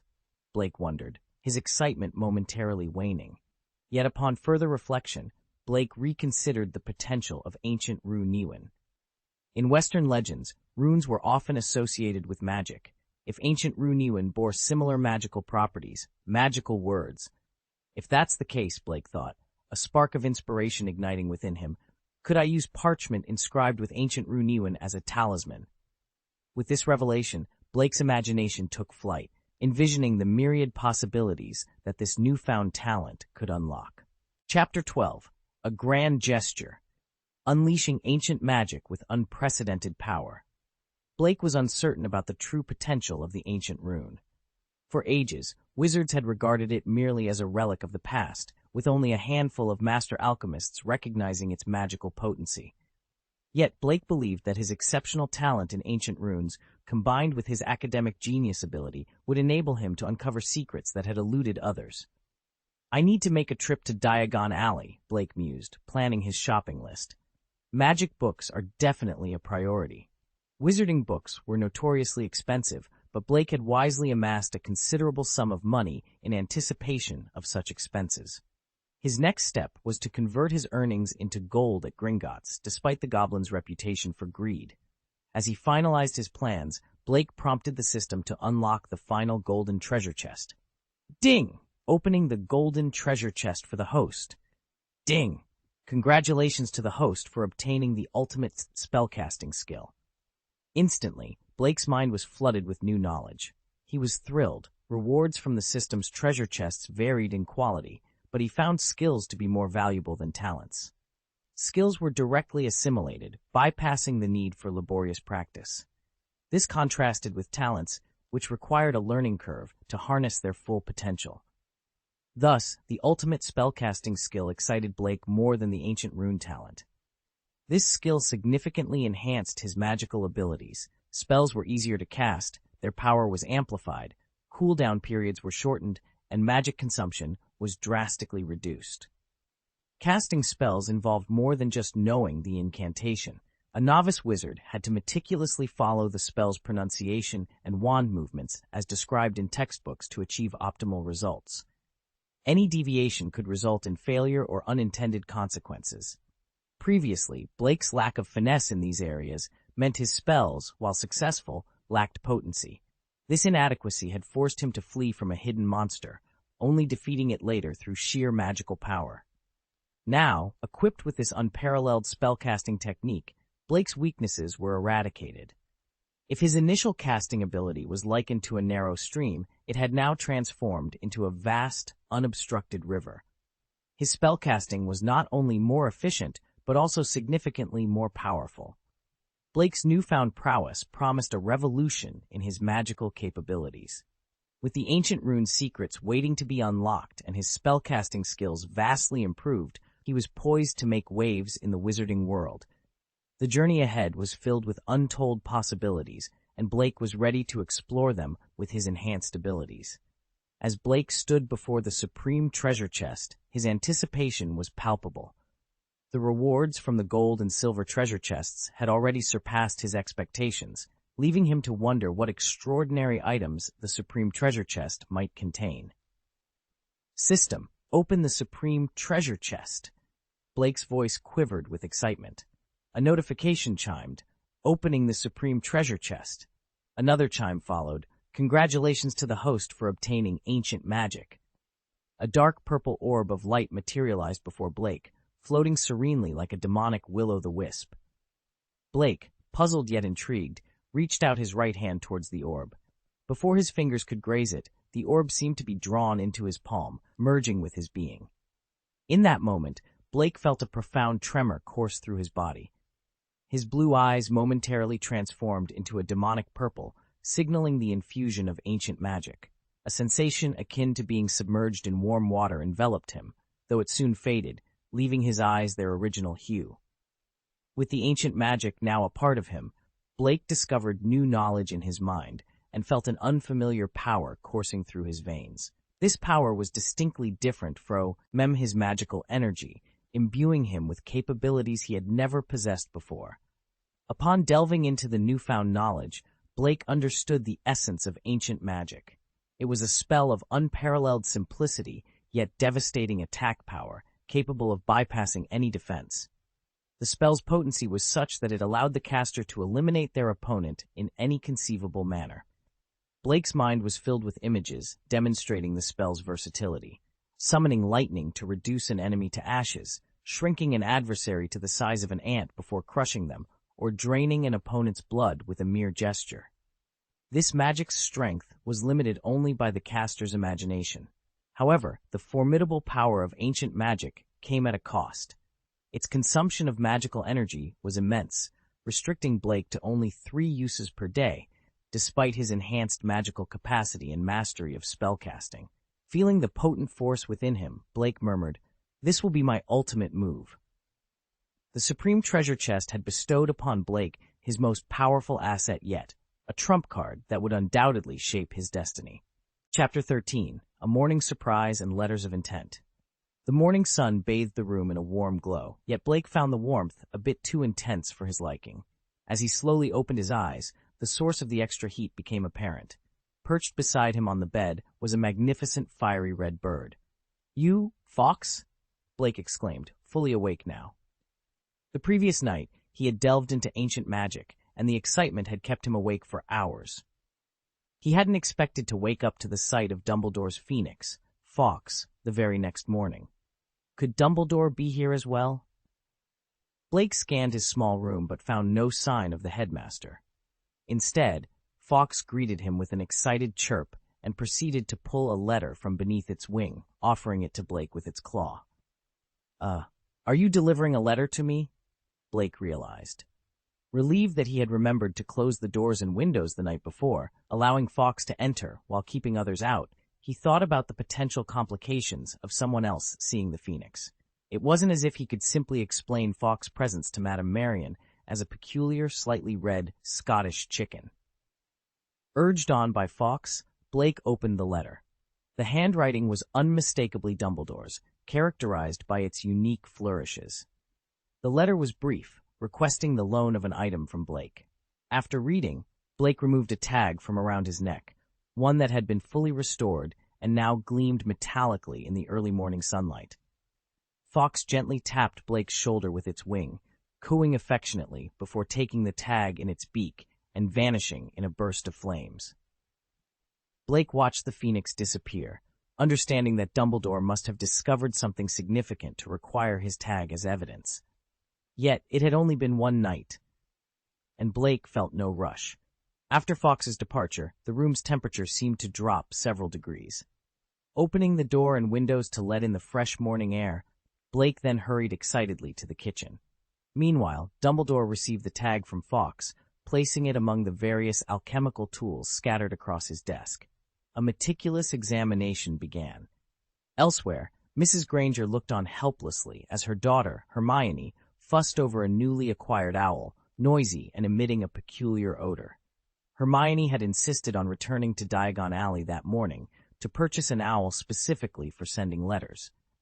When asked whom she intended to write to, Hermione mentioned wanting to contact a Professor Granger, ever supportive of his daughter's endeavors, accompanied her to Diagon Alley. Upon their return, Hermione, without even pausing to name her new owl, immediately set to work writing 2 letters. She decided to send the first to Professor McGonagall, confident that the school's owl service would facilitate a reply. The second letter was for Blake, who did not own an owl, meaning her new owl would have to wait for his response before returning. Croak! Croak!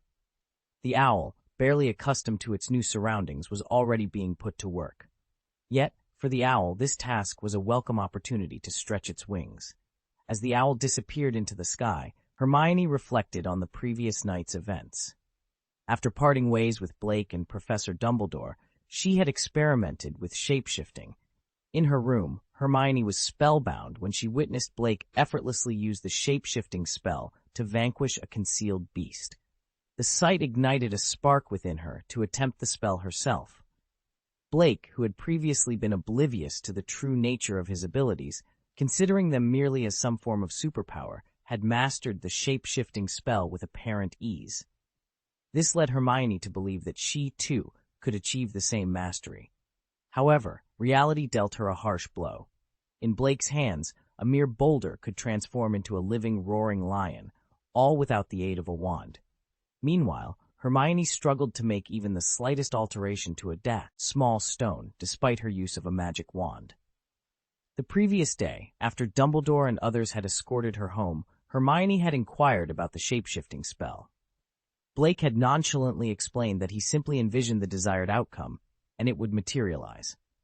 Dumbledore had concurred with Blake's explanation, yet he, along with Professor McGonagall, had emphasized to Hermione that mastering the shape-shifting spell required systematic training. Damn it! Then why doesn't Blake need systematic training? Hermione lamented, frustration evident in her voice. He stumbled upon it by chance and didn't even use a magic wand. Each time she reflected on this, Hermione felt as though her pride had suffered a critical blow. After a fruitless night of attempts, she reluctantly abandoned her efforts. Without a mentor's guidance, she found herself at a standstill, prompting her to consider seeking advice from Professor McGonagall through a letter. The idea of purchasing an owl the following morning was born out of this necessity, though the letter to Blake was more of a friendly gesture. Despite her frustration, Hermione had to concede that Blake's innate talent surpassed her own. Yet the simplicity with which he described the shape-shifting spell continued to vex her. Meanwhile, at the Marian orphanage, Blake was basking in the adulation of the children for his culinary prowess. "Brother Blake's cooking is so delicious," they exclaimed, clamoring for seconds. Blake hadn't intended to showcase his cooking skills, he was merely experimenting. Despite his reliance on his cooking skill, he knew it wouldn't yield additional treasure chests. The children's joyous reactions triggered his system notifications, but to his disappointment, they all indicated a lack of sufficient emotional points to unlock a treasure chest. Blake realized that the likelihood of obtaining a treasure chest from the children was slim due to their young age. His hopes had been pinned on Lady Marian, whose culinary enlightenment he had inspired, but her emotions, though positive, were not as intense as her anger the previous night, failing to secure a treasure chest. This reinforced Blake's belief that negative emotions were more potent triggers for the system. Suddenly, a system notification alerted him to the presence of frantic emotions, rewarding him with a bronze treasure chest. Puzzled, Blake scanned the room, noting the children's happiness. "Oh, Hermione, it must be you, right?" he mused, realizing the source of the emotions. "I'm crying. Really, you didn't forget to send me treasure chests from home." Chapter 14. Professor McGonagall is stunned, but he is only 11 years old. Dumbledore straightened his back with a sigh of relief, removing the special glasses perched on his nose. Blake's name tag lay quietly on the desk, its appearance subtly altered. The once pure black color had faded to a grayish black. Turning the name tag over, Dumbledore discovered an additional symbol on the back, one that hadn't been there before. Despite his vast knowledge, Dumbledore found himself unable to decipher the strange symbols within the circular emblem, save for one, the symbol of the Deathly Hallows. With a gentle press of his slender finger on the symbol, the entire array of symbols began to move, breaking down and reorganizing until they finally settled into a coherent line of text. GG Institute of Biology. Meanwhile, Professor McGonagall was engrossed in her work in her office. Despite it being summer vacation, her responsibilities were many, thanks in part to a headmaster who preferred not to meddle in administrative affairs. She was determined to complete her tasks before the school year commenced on September 1st. The sudden sound of flapping wings outside her window interrupted her thoughts. An owl, seemingly eager, bypassed the owl biscuits on her desk and dropped a letter before swiftly departing. With a flick of her wand, McGonagall summoned a teapot and teacup, which shakily poured her a cup of tea. As she took a sip, she noticed the sender of the letter, Hermione Granger. A smile crossed McGonagall's face as she recalled the bright, studious girl she had escorted to Diagon Alley. Hermione reminded McGonagall of herself in many ways, and she had grown quite fond of the girl. Curious about the contents of Hermione's letter, McGonagall set aside her tea to read. However, as she delved into the letter, her leisurely tea drinking came to an abrupt halt. "A hidden monster?" she exclaimed silently. The thought of Hermione encountering such a creature filled her with dread, despite knowing the girl was safe enough to have written the letter. To McGonagall, it was akin to a lamb facing a hungry wolf, an impossible battle for an 11 or 12-year-old wizard. But what truly astounded her was the claim that an 11-year-old boy had used a transfiguration spell to defeat the monster. McGonagall had considered several scenarios in which Hermione might have been saved, but never had she imagined the monster would fall at the hands of a child. The notion seemed utterly absurd. Could the child be lying? This was McGonagall's initial thought. Transfiguration was a complex branch of magic, one in which she herself was considered a master. The idea that a mere 11-year-old could wield such power was beyond belief, yet the letter in her hands suggested otherwise. Throughout her journey to today's achievements, Professor McGonagall had exerted an immeasurable amount of effort. It was almost inconceivable for an 11-year-old wizard to cast even a basic illumination spell, let alone perform feats of advanced magic.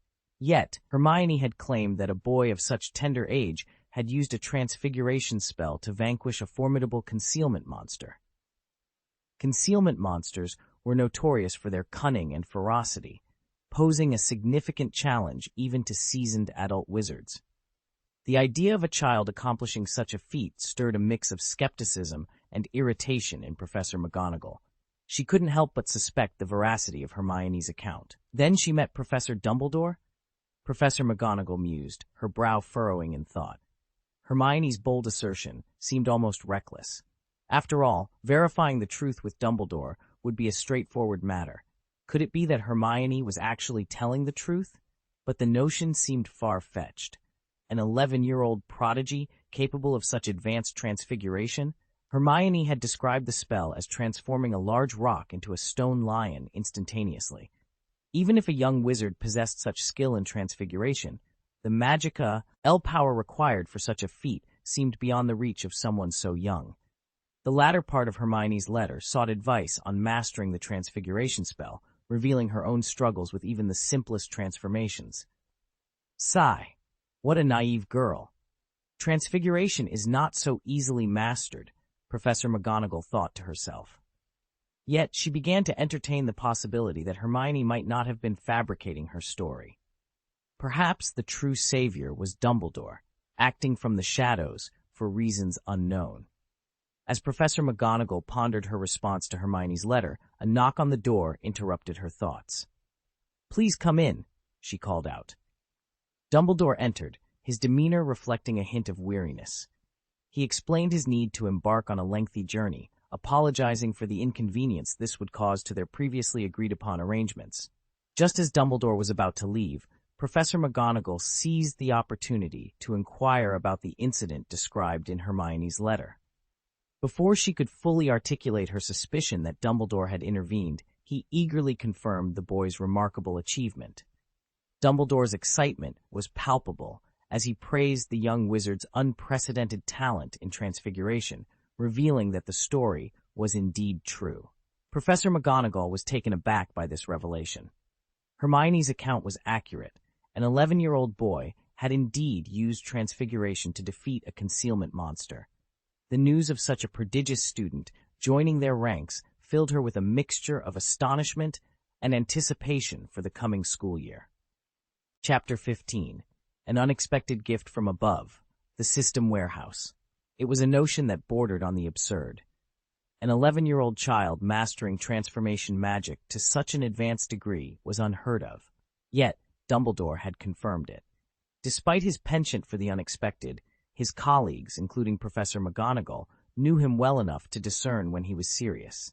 And now, faced with his earnestness, Professor McGonagall found herself grappling with belief. "I understand your shock, Minerva," Dumbledore sighed, his expression one of resigned acceptance. "When I first witnessed it, my surprise surpassed even yours." His gaze shifted past Professor McGonagall to the open letter on the table. "This letter is from Miss Granger, correct?" he inquired. Professor McGonagall nodded, confirming that Hermione had sought her guidance on transformation magic. "No wonder," Dumbledore mused, a hint of nostalgia in his voice. "She's a resilient child, much like you were. I suspect yesterday's events might have shaken her, but it's crucial she doesn't lose confidence in herself. Genius alone isn't enough. Perseverance is key." Understanding Dumbledore's intention, Professor McGonagall realized it was her role to respond to Hermione's letter, offering encouragement to prevent the girl from becoming disheartened. She knew all too well how easily pride could turn to fragility. Dumbledore, after a moment of contemplation, decided to share more. "Since you're aware of the boy's prowess in transformation, it's time I tell you a bit more about him. You would have found out eventually." Confused, Professor McGonagall awaited further explanation. It had been years since she'd seen Dumbledore look so troubled. "That boy was once known as Blake Green," Dumbledore revealed. Recognition dawned on Professor McGonagall. She remembered Blake Green from the annual admissions process, a name among many she had noted in preparation for sending out Hogwarts acceptance letters. "Take a look at the Book of Entry when you have a chance," Dumbledore suggested, his tone serious. "I'll explain more upon my return. For now, my theories are just that, unconfirmed." Curiosity piqued. Professor McGonagall respected Dumbledore's caution. She hoped his investigation wouldn't uncover anything dire, wishing for continued peace in the wizarding world. After Dumbledore's departure, Professor McGonagall made her way to the tower housing the Book of Entry, an unusual second visit in a single year. Upon finding Blake Green's entry, her eyes widened in shock. "Green? Grindelwald?" she gasped, noticing the name alteration. The revelation that Blake was a descendant of Grindelwald and the absence of this detail in the Book of Entry left her stunned. The full implications would have to wait for Dumbledore's return. Meanwhile, Blake was enjoying his breakfast, perusing Hermione's letter, when the system's alert interrupted his meal. "Ding! Detected an emotion of shock," the system announced, followed by, "Ding! Extracting a treasure chest for the host. Congratulations, you've obtained a gold treasure chest." Blake's fork clattered to his plate, noodles forgotten. "Another treasure chest?" he exclaimed, bewildered. "Which benevolent deity sent me this?" He stared at the gold treasure chest materializing before him, a mix of surprise and anticipation lighting up his face. In a moment of unexpected surprise, Blake pondered if Hermione was the cause. It seemed unlikely. He hadn't crossed paths with her in any way that day. Moreover, without any direct interaction, it was improbable she would be the source of his sudden fortune. The only logical explanation was that the system itself had triggered the treasure chest extraction. If not for this, the system might as well have continued its silent facade. Unbeknownst to Blake, the real catalyst was a letter from Hermione, which had left Professor McGonagall both shocked and disheartened by his actions. Had Blake been aware of this, he would have rushed to Hermione's doorstep to express his gratitude with an enthusiastic kiss. Hermione had inadvertently become his lucky charm, not only securing him a treasure chest, but also causing another to be sent his way. "Fantastic!" Blake exclaimed, his eyes gleaming at the sight of both a bronze and a gold treasure chest within the system space. His joy was palpable. "Perhaps I should even buy a lottery ticket today," he mused, quickly finishing his breakfast before dashing back to his room. "System, open the bronze treasure chest," he requested eagerly, returning to his room for the treasure chest opening. Blake's caution stemmed from the previous night's incident involving ancient magic, which had materialized something unexpectedly. He needed to avoid any unexplainable occurrences. Ding! The bronze treasure chest is now being opened for the host. Ding! Congratulations to the host for obtaining 50 gold coins. Blake stared in astonishment at the 50 gleaming gold coins that had been seamlessly transferred to the system warehouse. A system warehouse? This was a new discovery for him. With a mere thought, a gold coin materialized in his hand, causing his excitement to surge. This wasn't just about the monetary gain, it was the realization that the treasure chests could yield tangible items, not just talents and skills. With another thought, the gold coin vanished from his hand, reappearing in the system warehouse. Blake, unable to contain his excitement, grabbed a pen from his table and focused. In the next instant, the pen disappeared from his grasp, only to reappear beside the gold coins in the system warehouse. This was a revelation. Until now, Blake hadn't realized the system included a warehouse for physical objects, having assumed it was limited to storing treasure chests. The existence of a system warehouse opened up new possibilities. "Damn it, useless system! You could have at least provided an instruction manual," Blake exclaimed, half in frustration, half in awe at his newfound discovery. Chapter 16. The Diamond Treasure Chest and the Grand Druid Template. In his room, Blake was about to test the capacity of the system warehouse when the system notification chimed in once more, bringing with it an unexpected surprise. Ding! Extremely shocked and worried emotions have been detected. Ding! Extracting a treasure chest for the host. Ding! Congratulations to the host for obtaining a diamond treasure chest. Blake was momentarily taken aback. What's going on? He wondered. Just moments ago, he had received a gold treasure chest from an unknown source, and now a diamond treasure chest had appeared out of the blue. Moreover, it was a diamond treasure chest, second only to the supreme treasure chest in rarity and value. Only a moment earlier, Blake had been voicing his frustrations with the system. Yet, in the next, the system had presented him with another grand gift. This sudden generosity from the system, which Blake had always considered bold and unyielding, now made him feel a tad uneasy. Big Brother system, I admit I may have been a bit harsh earlier, but this is making me nervous, Blake thought to himself, half jokingly. The origin of this diamond treasure chest was, in fact, Professor McGonagall. Her reaction was triggered upon seeing the surname Grindelwald, a name that once symbolized chaos and war. Currently, Professor McGonagall's greatest fear was the disruption of her peaceful life, especially since the wounds from Voldemort's reign of terror had not yet fully healed. The sight of another dark surname, especially in the context of Dumbledore's departure, had understandably caused her great distress, leading to her stress reaction and consequently the awarding of the diamond treasure chest to Blake. After ensuring that no divine retribution was forthcoming, Blake finally allowed himself to relax. Could someone have learned about the hidden monster I defeated yesterday? He pondered. Did Hermione spread the word? His gaze fell upon the letter on his desk and the owl perched outside his window. It dawned on him that if Hermione could write to him, then she could also communicate with others. That's an excellent strategy, Blake mused. If he continued to perform remarkable feats in the future, word of his actions could spread, potentially leading to more unexpected rewards. With a gleeful chuckle, Blake turned his attention to the owl, which seemed to be waiting impatiently. He retrieved a broken fountain pen from the system space and tore a piece of cardboard from a nearby cake box to pen a thoughtful reply to Hermione.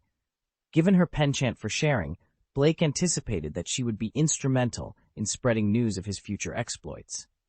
The owl, though appearing disdainful, picked up Blake's letter in its beak and took flight.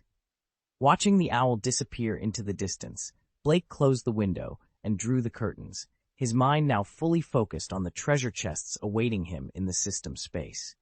The bronze treasure chest had already provided him with some monetary gain, which, though modest, had activated the use of the system warehouse.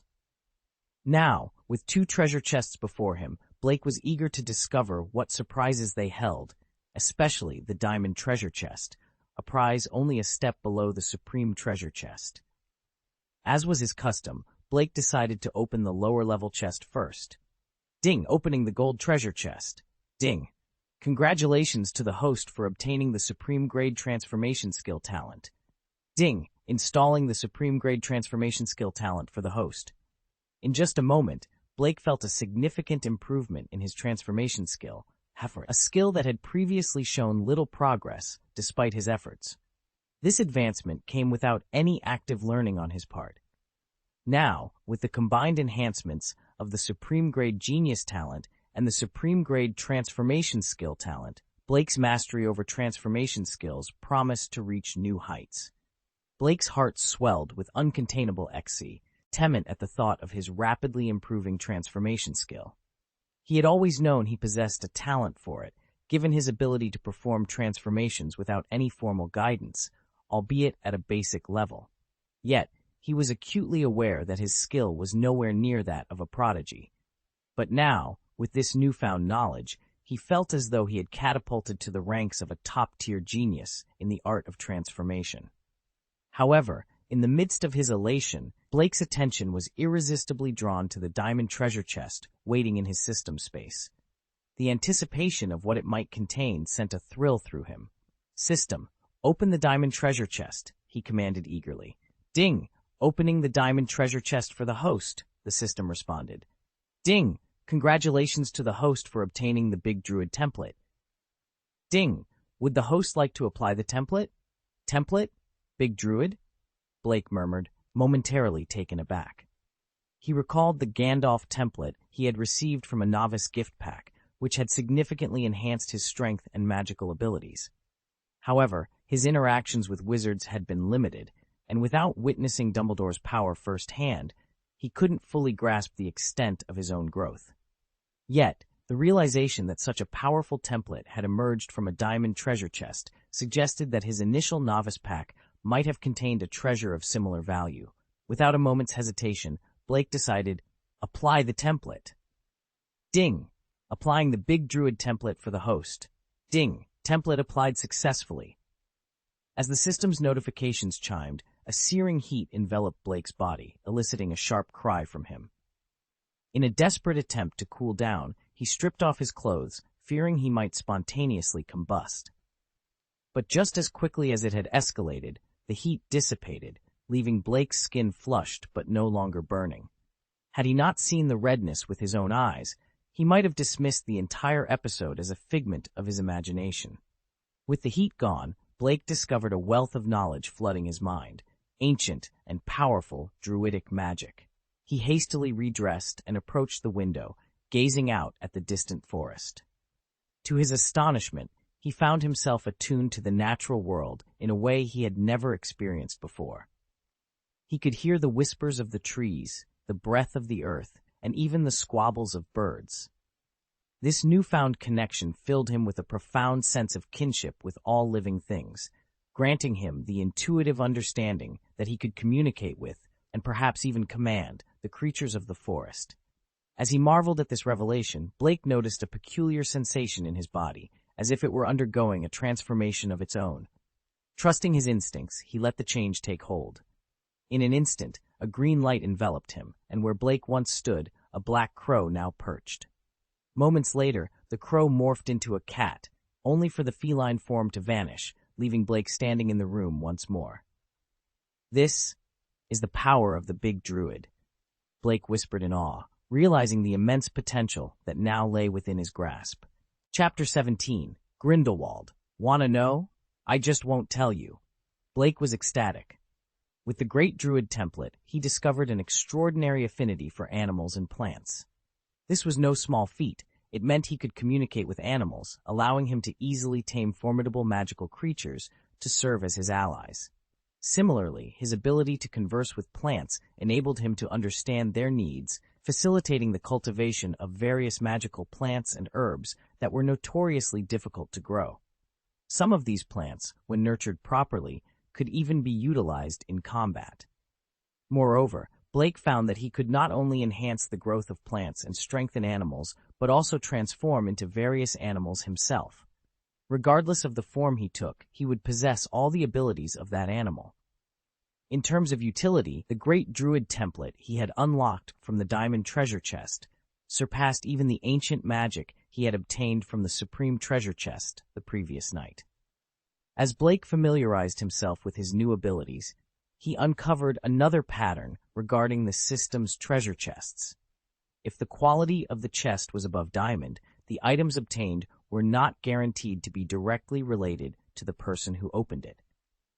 For instance, the ancient magic from the Supreme Treasure Chest was not something Dumbledore was known for. Similarly, the diamond and golden treasure chests, likely from Professor McGonagall, contained items unrelated to her known skills, despite her being an animagus capable of transforming into a tabby cat. Eager to test his newfound druid abilities, Blake reached for the door handle, only to remember the restriction Madame Marion had imposed on him the night before. With a sigh, he withdrew his hand. Yet, he was not deterred. As a great druid, he had other means. Locking the door once more, he opened the window, and moments later a white pigeon silently flew out into the open sky. In Austria, at Newmungard, Dumbledore revisited the land after many years. If not for Blake, he might have never returned to face the memories it held, nor the person it was associated with. The passage of time had erased much of the information about Grindelwald, leaving Dumbledore with more questions than answers, particularly about the mysterious GG Institute of Biology. The once majestic building was now in ruins, its walls barely holding the faded and broken letters that spelled out, "For the greater good," a phrase Dumbledore remembered all too well. Except for the tower imprisoning Grindelwald, Newmungard was a shadow of its former self, with no building left intact. Inside the tower, in a narrow stone room, a stooped figure huddled in a corner. His dark eyes, devoid of light, stared blankly ahead, his body a mere shadow of its former self after years of captivity. He remained motionless, like a stone puppet abandoned for millennia, until the sound of footsteps echoed through the room. The footsteps halted beneath the high window, too elevated for the imprisoned man to see who had come. Suddenly, the stone wall began to move, revealing. For decades, the stone wall had remained unyielding, but now it seemed to transform into water, stirring up ripples that expanded outward. A hole appeared, growing larger until it became a doorway. Framed by this new entrance, a tall, slender figure stood silhouetted against the light that poured in, illuminating the ground that had not felt sunlight for years, casting a mosaic of light spots around. Grindelwald, his dark eyes narrowed, strained to identify the visitor. As the figure stepped forward, recognition dawned on him. "So it's you?" Despite the years that had aged the man before him, stripping away the vigor of youth, Grindelwald recognized him instantly. "Dumbledore, it's been a long time," he rasped, his voice hoarse and uncharacteristic. Dumbledore regarded his former companion, noting the frailty that had taken hold. A flicker of sadness crossed his eyes, but it was quickly masked. "Grindelwald, indeed, it has been a long time," he acknowledged. "What brings you here?" Grindelwald asked, pushing himself up with the wall's support. Their paths had diverged long ago, and he knew Dumbledore's visit was not for the sake of old times. "I have some questions for you," Dumbledore stated plainly, cutting straight to the heart of the matter. Grindelwald, though visibly exhausted by the effort to stand, indicated for Dumbledore to proceed. Ask away. Do you have any descendants? Dumbledore inquired, locking eyes with Grindelwald. The question visibly took Grindelwald aback, prompting a burst of wild laughter that seemed to consume all his breath. Dumbledore waited patiently for the laughter to subside before pressing, "What's so amusing?" Grindelwald, leaning heavily against the wall, gasped, "Shouldn't you be the one to know whether I have descendants?" "That's precisely why I'm here," Dumbledore replied, producing a name tag that floated gently from his hand to Grindelwald. The sight of the name tag visibly shocked Grindelwald, his expression freezing momentarily before he hesitantly accepted it. It was clear he recognized the significance of the item. "Not long ago, I met a boy," Dumbledore continued. "He's exceptionally talented, and he told me his name was Blake Grindelwald." At the mention of the name, Grindelwald looked up sharply, surprise evident in his eyes. He then lowered his gaze to the name tag, tracing the name Blake with his finger. Suddenly, he burst into laughter once more. Dumbledore, ever patient, waited for the laughter to end. This time, however, Grindelwald gestured for him to come closer. As Dumbledore leaned in, expecting a whisper, Grindelwald spoke. "I know what you seek to find out, but I won't tell you," followed by another round of laughter. This exchange between the two old adversaries, filled with cryptic messages and unspoken histories, hinted at secrets deeply buried and a past that intertwined their fates more closely than they cared to admit. Chapter 18. Hunger, Rice, Seeking Support. Grindelwald's laughter echoed maniacally through the room once more. Dumbledore, maintaining his composure, slowly straightened his back. Unlike what one might expect, there was no trace of anger on his face. Instead, he waited patiently for Grindelwald's laughter to subside before speaking softly. "Just as I understand you, you should understand me as well. I won't harm the boy," Dumbledore continued, his voice calm and steady. "No matter what connection he may have with you, the sins of your past have nothing to do with him." The smile gradually faded from Grindelwald's face as he retorted, "You're still the same, always willing to tolerate all sorts of peculiar individuals, even if they're considered freaks or their origins are a mystery. But it seems I'm the only one you can't tolerate." Dumbledore cut him off. "I gave you a chance. You should know that there's no one in this world more reluctant to be your enemy than I am. But you. Let's not dwell on the past. My question remains the same. I want to know about the boy. Why does he possess the Dumbledore bloodline?" Grindelwald fell silent, choosing not to answer Dumbledore's question.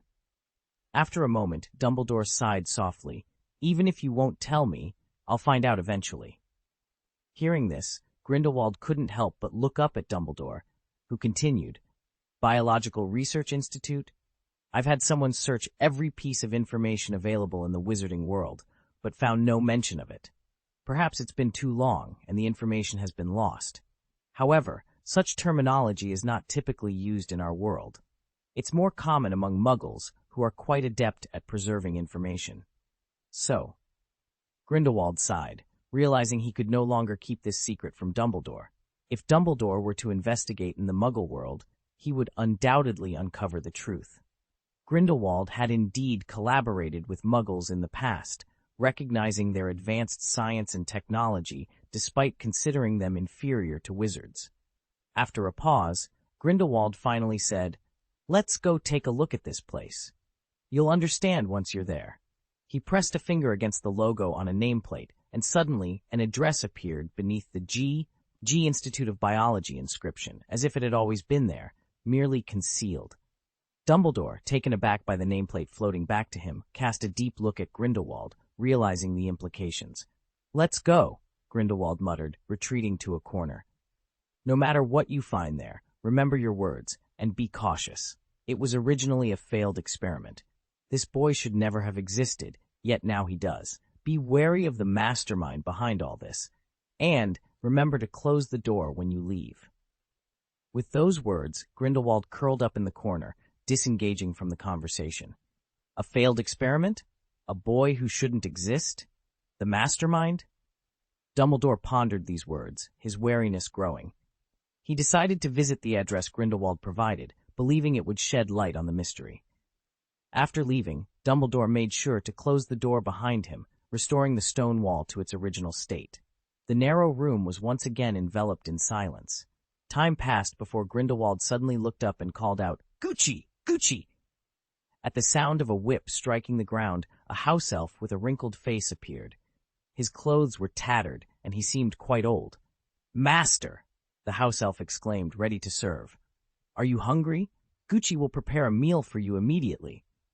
Gucci was the last remaining house elf of the Grindelwald family. When Grindelwald was imprisoned in Nurmengard, she was the only one permitted to serve her former master. Her duties were straightforward: to ensure Grindelwald received 3 meals a day to prevent him from starving. "You've heard the news, haven't you?" Grindelwald inquired, his voice cutting through the silence. "About the boy who carries Grindelwald's bloodline." Gucci, overwhelmed with emotion, could barely contain herself. "Yes, master, I've heard. I can't believe how oblivious Gucci has been, not knowing until now that a young master still lives." Grindelwald interjected, halting Gucci's emotional outburst. "Gucci," he commanded. Go and find that boy," he instructed, his tone firm yet laced with an unspoken urgency. "Then return and inform me about his circumstances." Gucci hesitated, her loyalty torn. "But my old master, if Gucci leaves, you will be left without sustenance." Grindelwald's command was unwavering. "I've made my decision. Go and see the boy."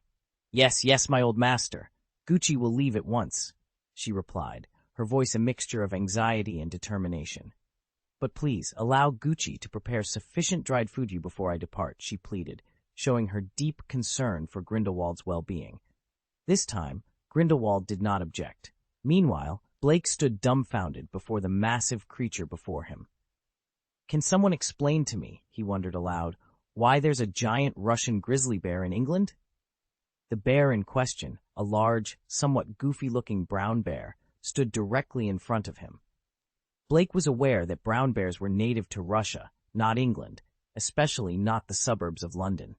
It was highly unusual for a bear to wander this far without encountering any barriers. Blake grimaced at the sight of the bear, finding himself at a loss for words. He had sneaked out to test his druidic abilities in the forest when this unexpected visitor appeared. Initially, Blake braced himself for an attack, but to his astonishment, the bear simply lay down in front of him, whimpering and acting like a petulant child. In essence, the bear seemed to be saying, "Boss, I'm starving. Please feed me." This bizarre encounter left Blake questioning the natural order of things, yet he couldn't help but feel a sense of responsibility towards the creature.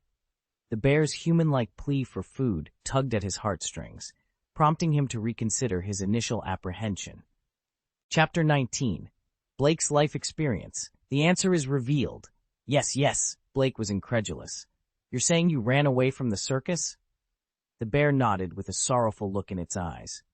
"And the circus people used to whip you with a small whip," Blake continued, his voice rising in disbelief. The bear's eyes welled up with tears, confirming his suspicions. "They didn't even feed you?" Blake was appalled. "That's outrageous. How could they treat you like that?" The bear seemed to shrink back, its sadness palpable. "What? You ate half a cow for a meal?" Blake's eyes widened in shock. "Goodbye." He turned on his heel and sprinted away. The idea of feeding such a creature was ludicrous to him. Half a cow could sustain the entire orphanage for a month, and if sold, it could cover 3 months' worth of rations. However, Blake's escape was short-lived as he felt a pair of thick bear paws clasp around his leg. The bear looked up at him, tears streaming down its face. "Let go of me," Blake protested. "We're not meant to be." The bear whimpered, seeming to say Blake had misunderstood. "It's not half a cow you eat, but half a cow's worth of food?" Blake paused, his curiosity piqued.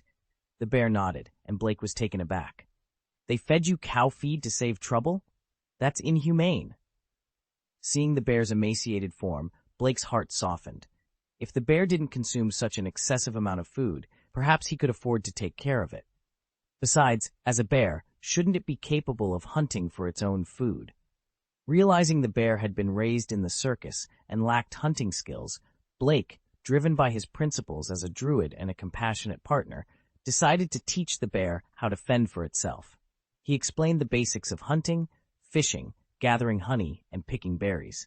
The idea of having a pet that he had to feed himself seemed absurd to Blake.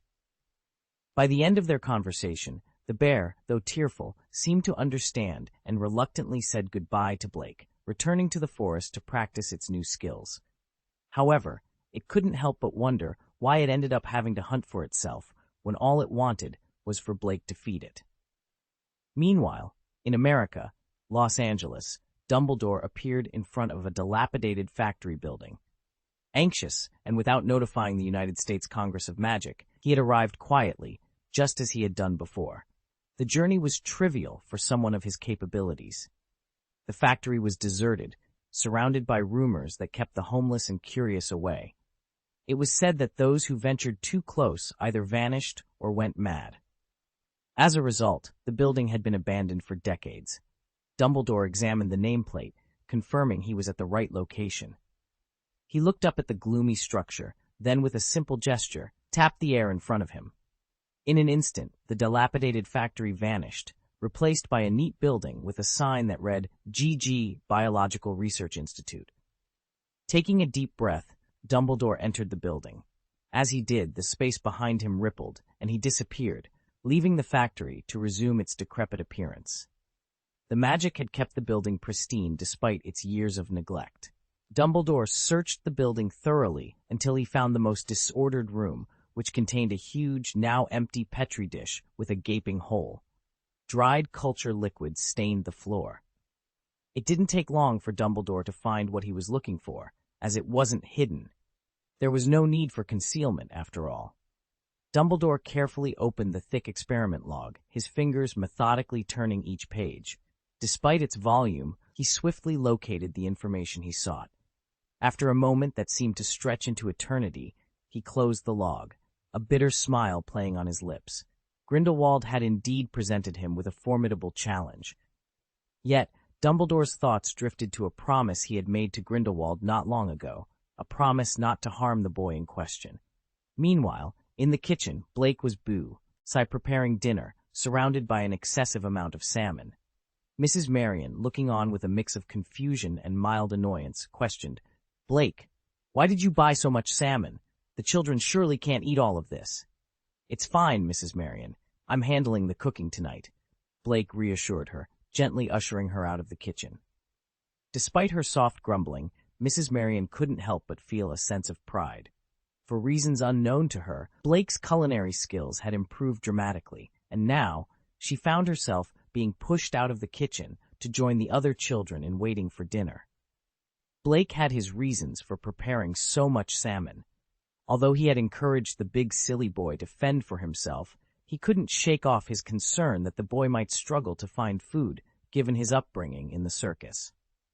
As he cooked, Blake secretly stashed away a significant portion of the salmon in his system warehouse, planning to offer it as an extra meal to the big silly boy when needed. Mrs. Marion re-entered the kitchen, interrupting his thoughts. "Yes?" Blake paused, turning to face her. "An old man is outside asking for you," she informed him. Blake's hands stilled momentarily. He knew who had come to visit. The arrival of this visitor meant that a decision had been reached. In a modestly furnished room, Dumbledore took a seat on the room's sole, somewhat rickety chair, while Blake chose to sit on the bed. Opening a box of chocolates, Blake offered it to Dumbledore, apologizing for the lack of tea. "It's quite all right, my boy.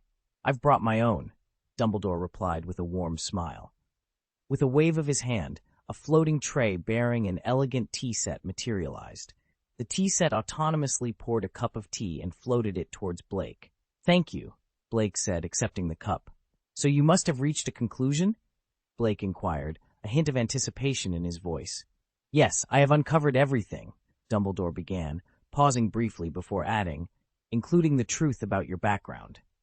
Chapter 20, Grindelwald's Insane Experiment, the Creation of Life. "That's the story," Dumbledore concluded, after recounting his past dealings with Grindelwald. He picked up his teacup, taking a thoughtful sip as his gaze wandered around the modest room. It struck him as oddly familiar, reminiscent of an orphanage visit many years prior. The occupant of that room, he recalled, would later unleash a tempest of bloodshed. His eyes shifted to Blake, and internally, he vowed to prevent Blake from walking down such a dark path. "So that's the situation?" Blake feigned surprise, despite already knowing the story. He had, after all, prompted Dumbledore to share it. Now, it was time to delve into more personal matters. Then, what is my connection to Grindelwald? Why was I abandoned at the orphanage? Blake inquired, his voice laced with curiosity. Dumbledore sighed, the weight of his next words heavy on his heart. He took a moment to gather his thoughts before speaking. You've just heard the tale of those times. You're aware that Grindelwald was obsessed with Credence Barebone, Dumbledore began, referring to a tragic figure entangled in their shared history, who ultimately chose the path of light over darkness. Regarding your origins, it all began with Credence, or rather, my nephew, Aurelius Dumbledore, and his departure from Grindelwald's side, Dumbledore explained. His departure? Blake pressed, sensing the gravity of the revelation to come. Yes, with Aurelius gone, Grindelwald sought a new weapon, one sharper, more resilient, and easier to wield. He envisioned creating the ultimate weapon, Dumbledore continued, his tone grave. To achieve this, Grindelwald founded a biological research institute, enlisting a master alchemist from the wizarding world and leading biologists from the non-magical world. At that time, Grindelwald and I were considered the two most formidable sorcerers, Dumbledore admitted, not without a hint of reluctance. He used a drop of my blood, taken many years prior, combined with his own. Through advanced alchemy and cutting-edge biology, a new life form was conceived. Grindelwald's ambition was to imbue this being with the talents of both great sorcerers. Dumbledore paused, allowing Blake to process this monumental information. The revelation was staggering. Grindelwald had attempted to create life itself. Blake was momentarily overwhelmed, feeling as if a whirlwind of emotions was engulfing him. Am I that life form? He asked, seeking confirmation. Dumbledore nodded affirmatively, and Blake felt a chill run through him. So, I'm not truly human? I'm merely a creation? A monster designed to further his grand ambitions? No, child, you are human, Dumbledore firmly stated, dispelling Blake's fears. You are not a monster. But I don't have a mother, do I? Blake's voice was tinged with sadness. Dumbledore hesitated, acknowledging the unique circumstances of Blake's origin. Indeed, you were created in a laboratory. However, you are still human. In the Muggle world, there's a term for it. Cloning, I believe. Blake understood Dumbledore's attempt at reassurance, though he knew his situation was far more complex than that of a clone. What then? If this experiment was deemed a success decades ago, why was I only born 11 years ago? Blake posed the crucial question, seeking to unravel the mystery of his existence. The question hung in the air, a testament to the complexity and ethical ambiguity of Grindelwald's experiment.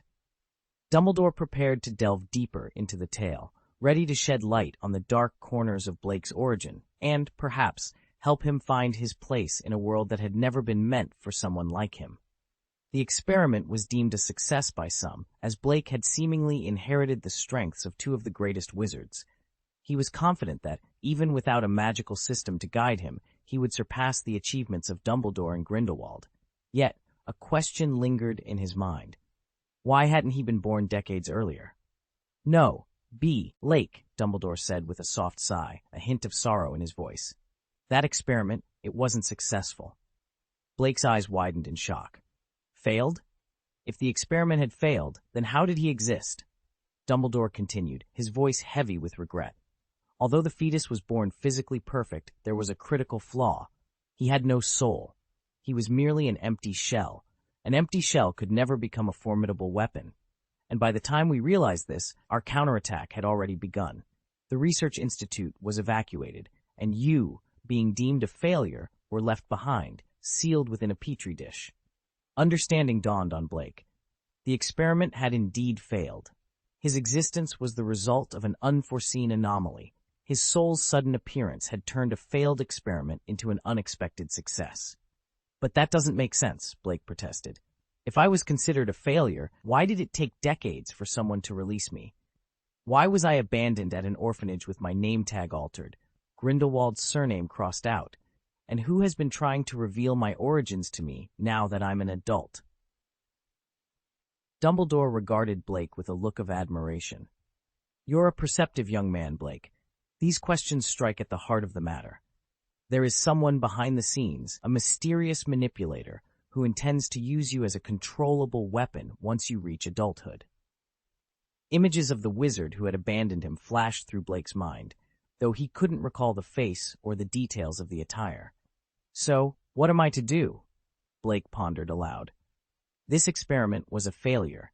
If I hadn't undergone transmigration, the manipulator would have ended up with nothing more than a soulless body, incapable of being shaped into the weapon he desired. Could my transmigration be linked to this manipulator's plans? Perhaps he was merely experimenting, Dumbledore suggested. He might not have held much hope initially, but he certainly didn't anticipate your miraculous revival. Dumbledore's explanation shed light on the situation, but it also raised more questions about the mysterious forces at play and their intentions for Blake. The revelation of his origins and the manipulator's plans hinted at a complex web of intrigue that Blake was now a part of.